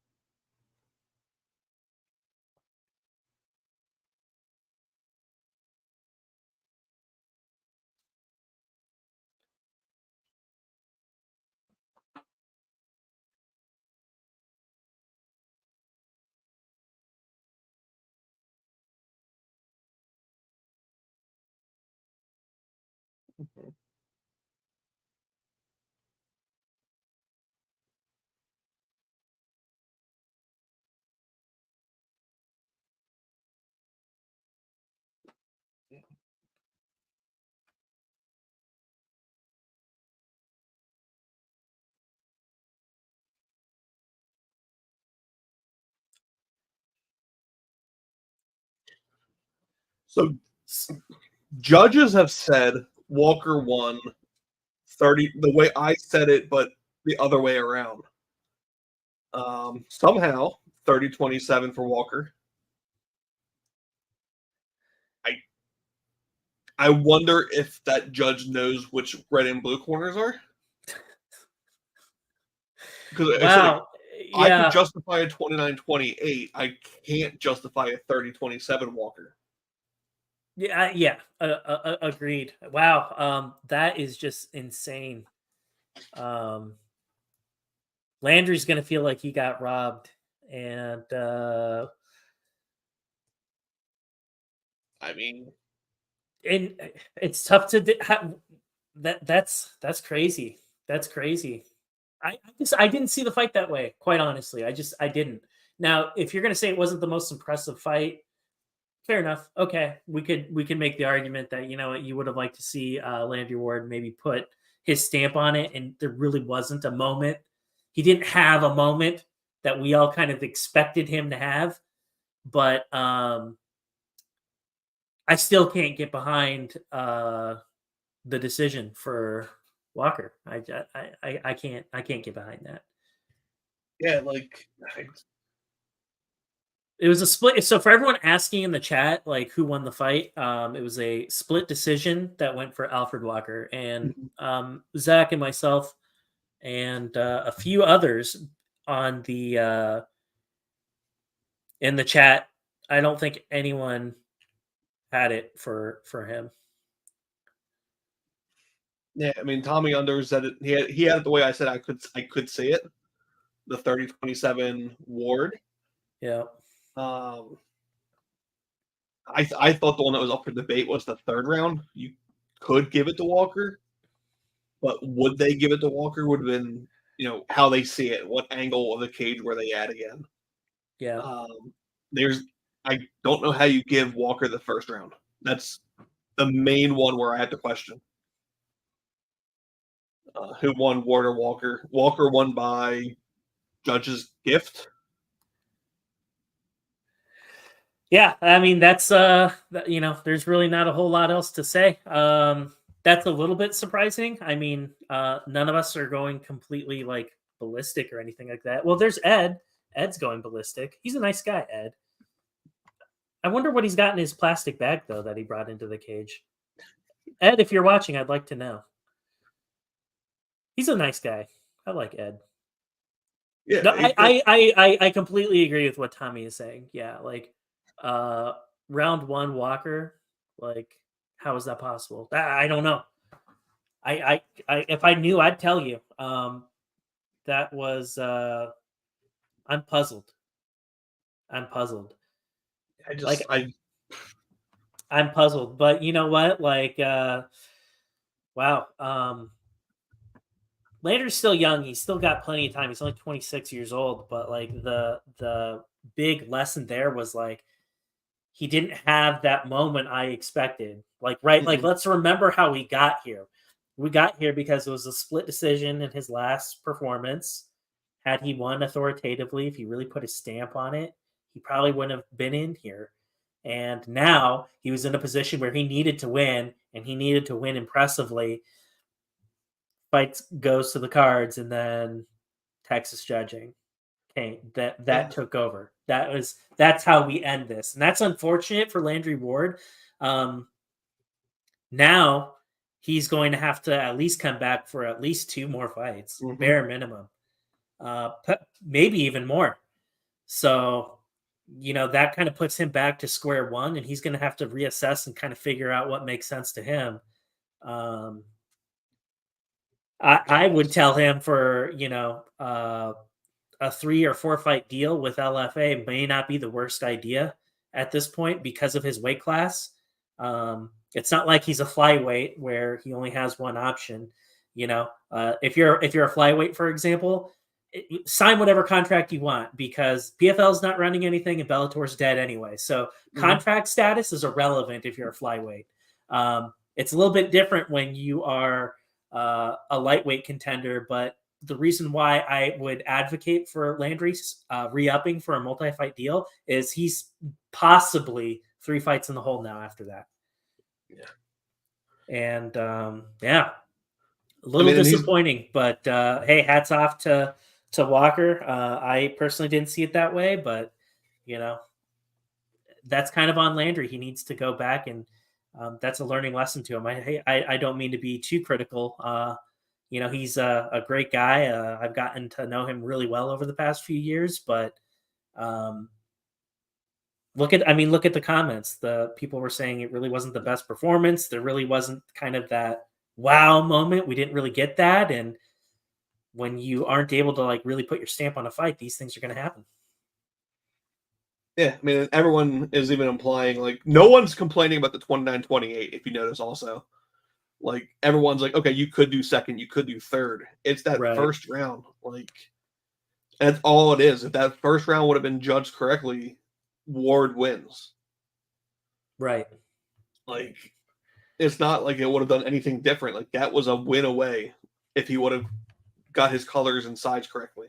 Yep. Yep. But hey, that's unfortunate. But c'est la vie. Landry Ward's going to have to live to fight another day. That's unfortunate for him. I wish Landry the absolute best of luck moving forward. He's got a bright future. I think he just needs to fine tune a few things. But he's with a great team at Killcliff FC. He's got great coaches. I think he'll get it done. But hey, the night belongs to Alfred Walker. So congratulations to him. And guys, we've been here for going on 3 hours now. That was the entire main card coverage. And, Zach and I wanted to bring something a little bit different to the table. I hope you guys like this. We have a lot of additional regional MMA content that both of us are going to be putting out. So I hope you guys have subscribed. And we hope that we see you back for another one. And if there's another fight card that you'd like us to do, please let us know. We might switch it up. We might go like CFFC next time or PFL or who knows, whatever. But if there's something that you guys want to see in regional MMA, hey, we're your guys for it. Zach, I'll give you the last word before we sign off. Yeah. Speaking of that, I know I am scheduled for CFFC for next week. That one will be across all my channels. If you want to hop on, we can do this again next Friday. Otherwise, it'll be a solo. That will be available on YouTube, millions.co/ just search me under gyms. I think Twitter and Facebook as well. Obviously, the more conversation pieces on the YouTube side, though. Absolutely. I don't usually, you don't really see anything else from Twitter or Facebook. It's all usually YouTube because of people such as yourselves who searched the event and at first thought it was going to be me or us streaming the actual card, and then you were just stuck looking at us. Hey, you know what? We do the best with what we have. But hey, thanks you guys for pulling up. Thanks for making this a killer night. We had a great time chatting it up with you guys. We like to keep it low key. We like to keep it conversational and really super interactive and, not replicating a professional broadcast. So as always, really appreciate the participation. Thanks for showing up. We look forward to having you guys back soon.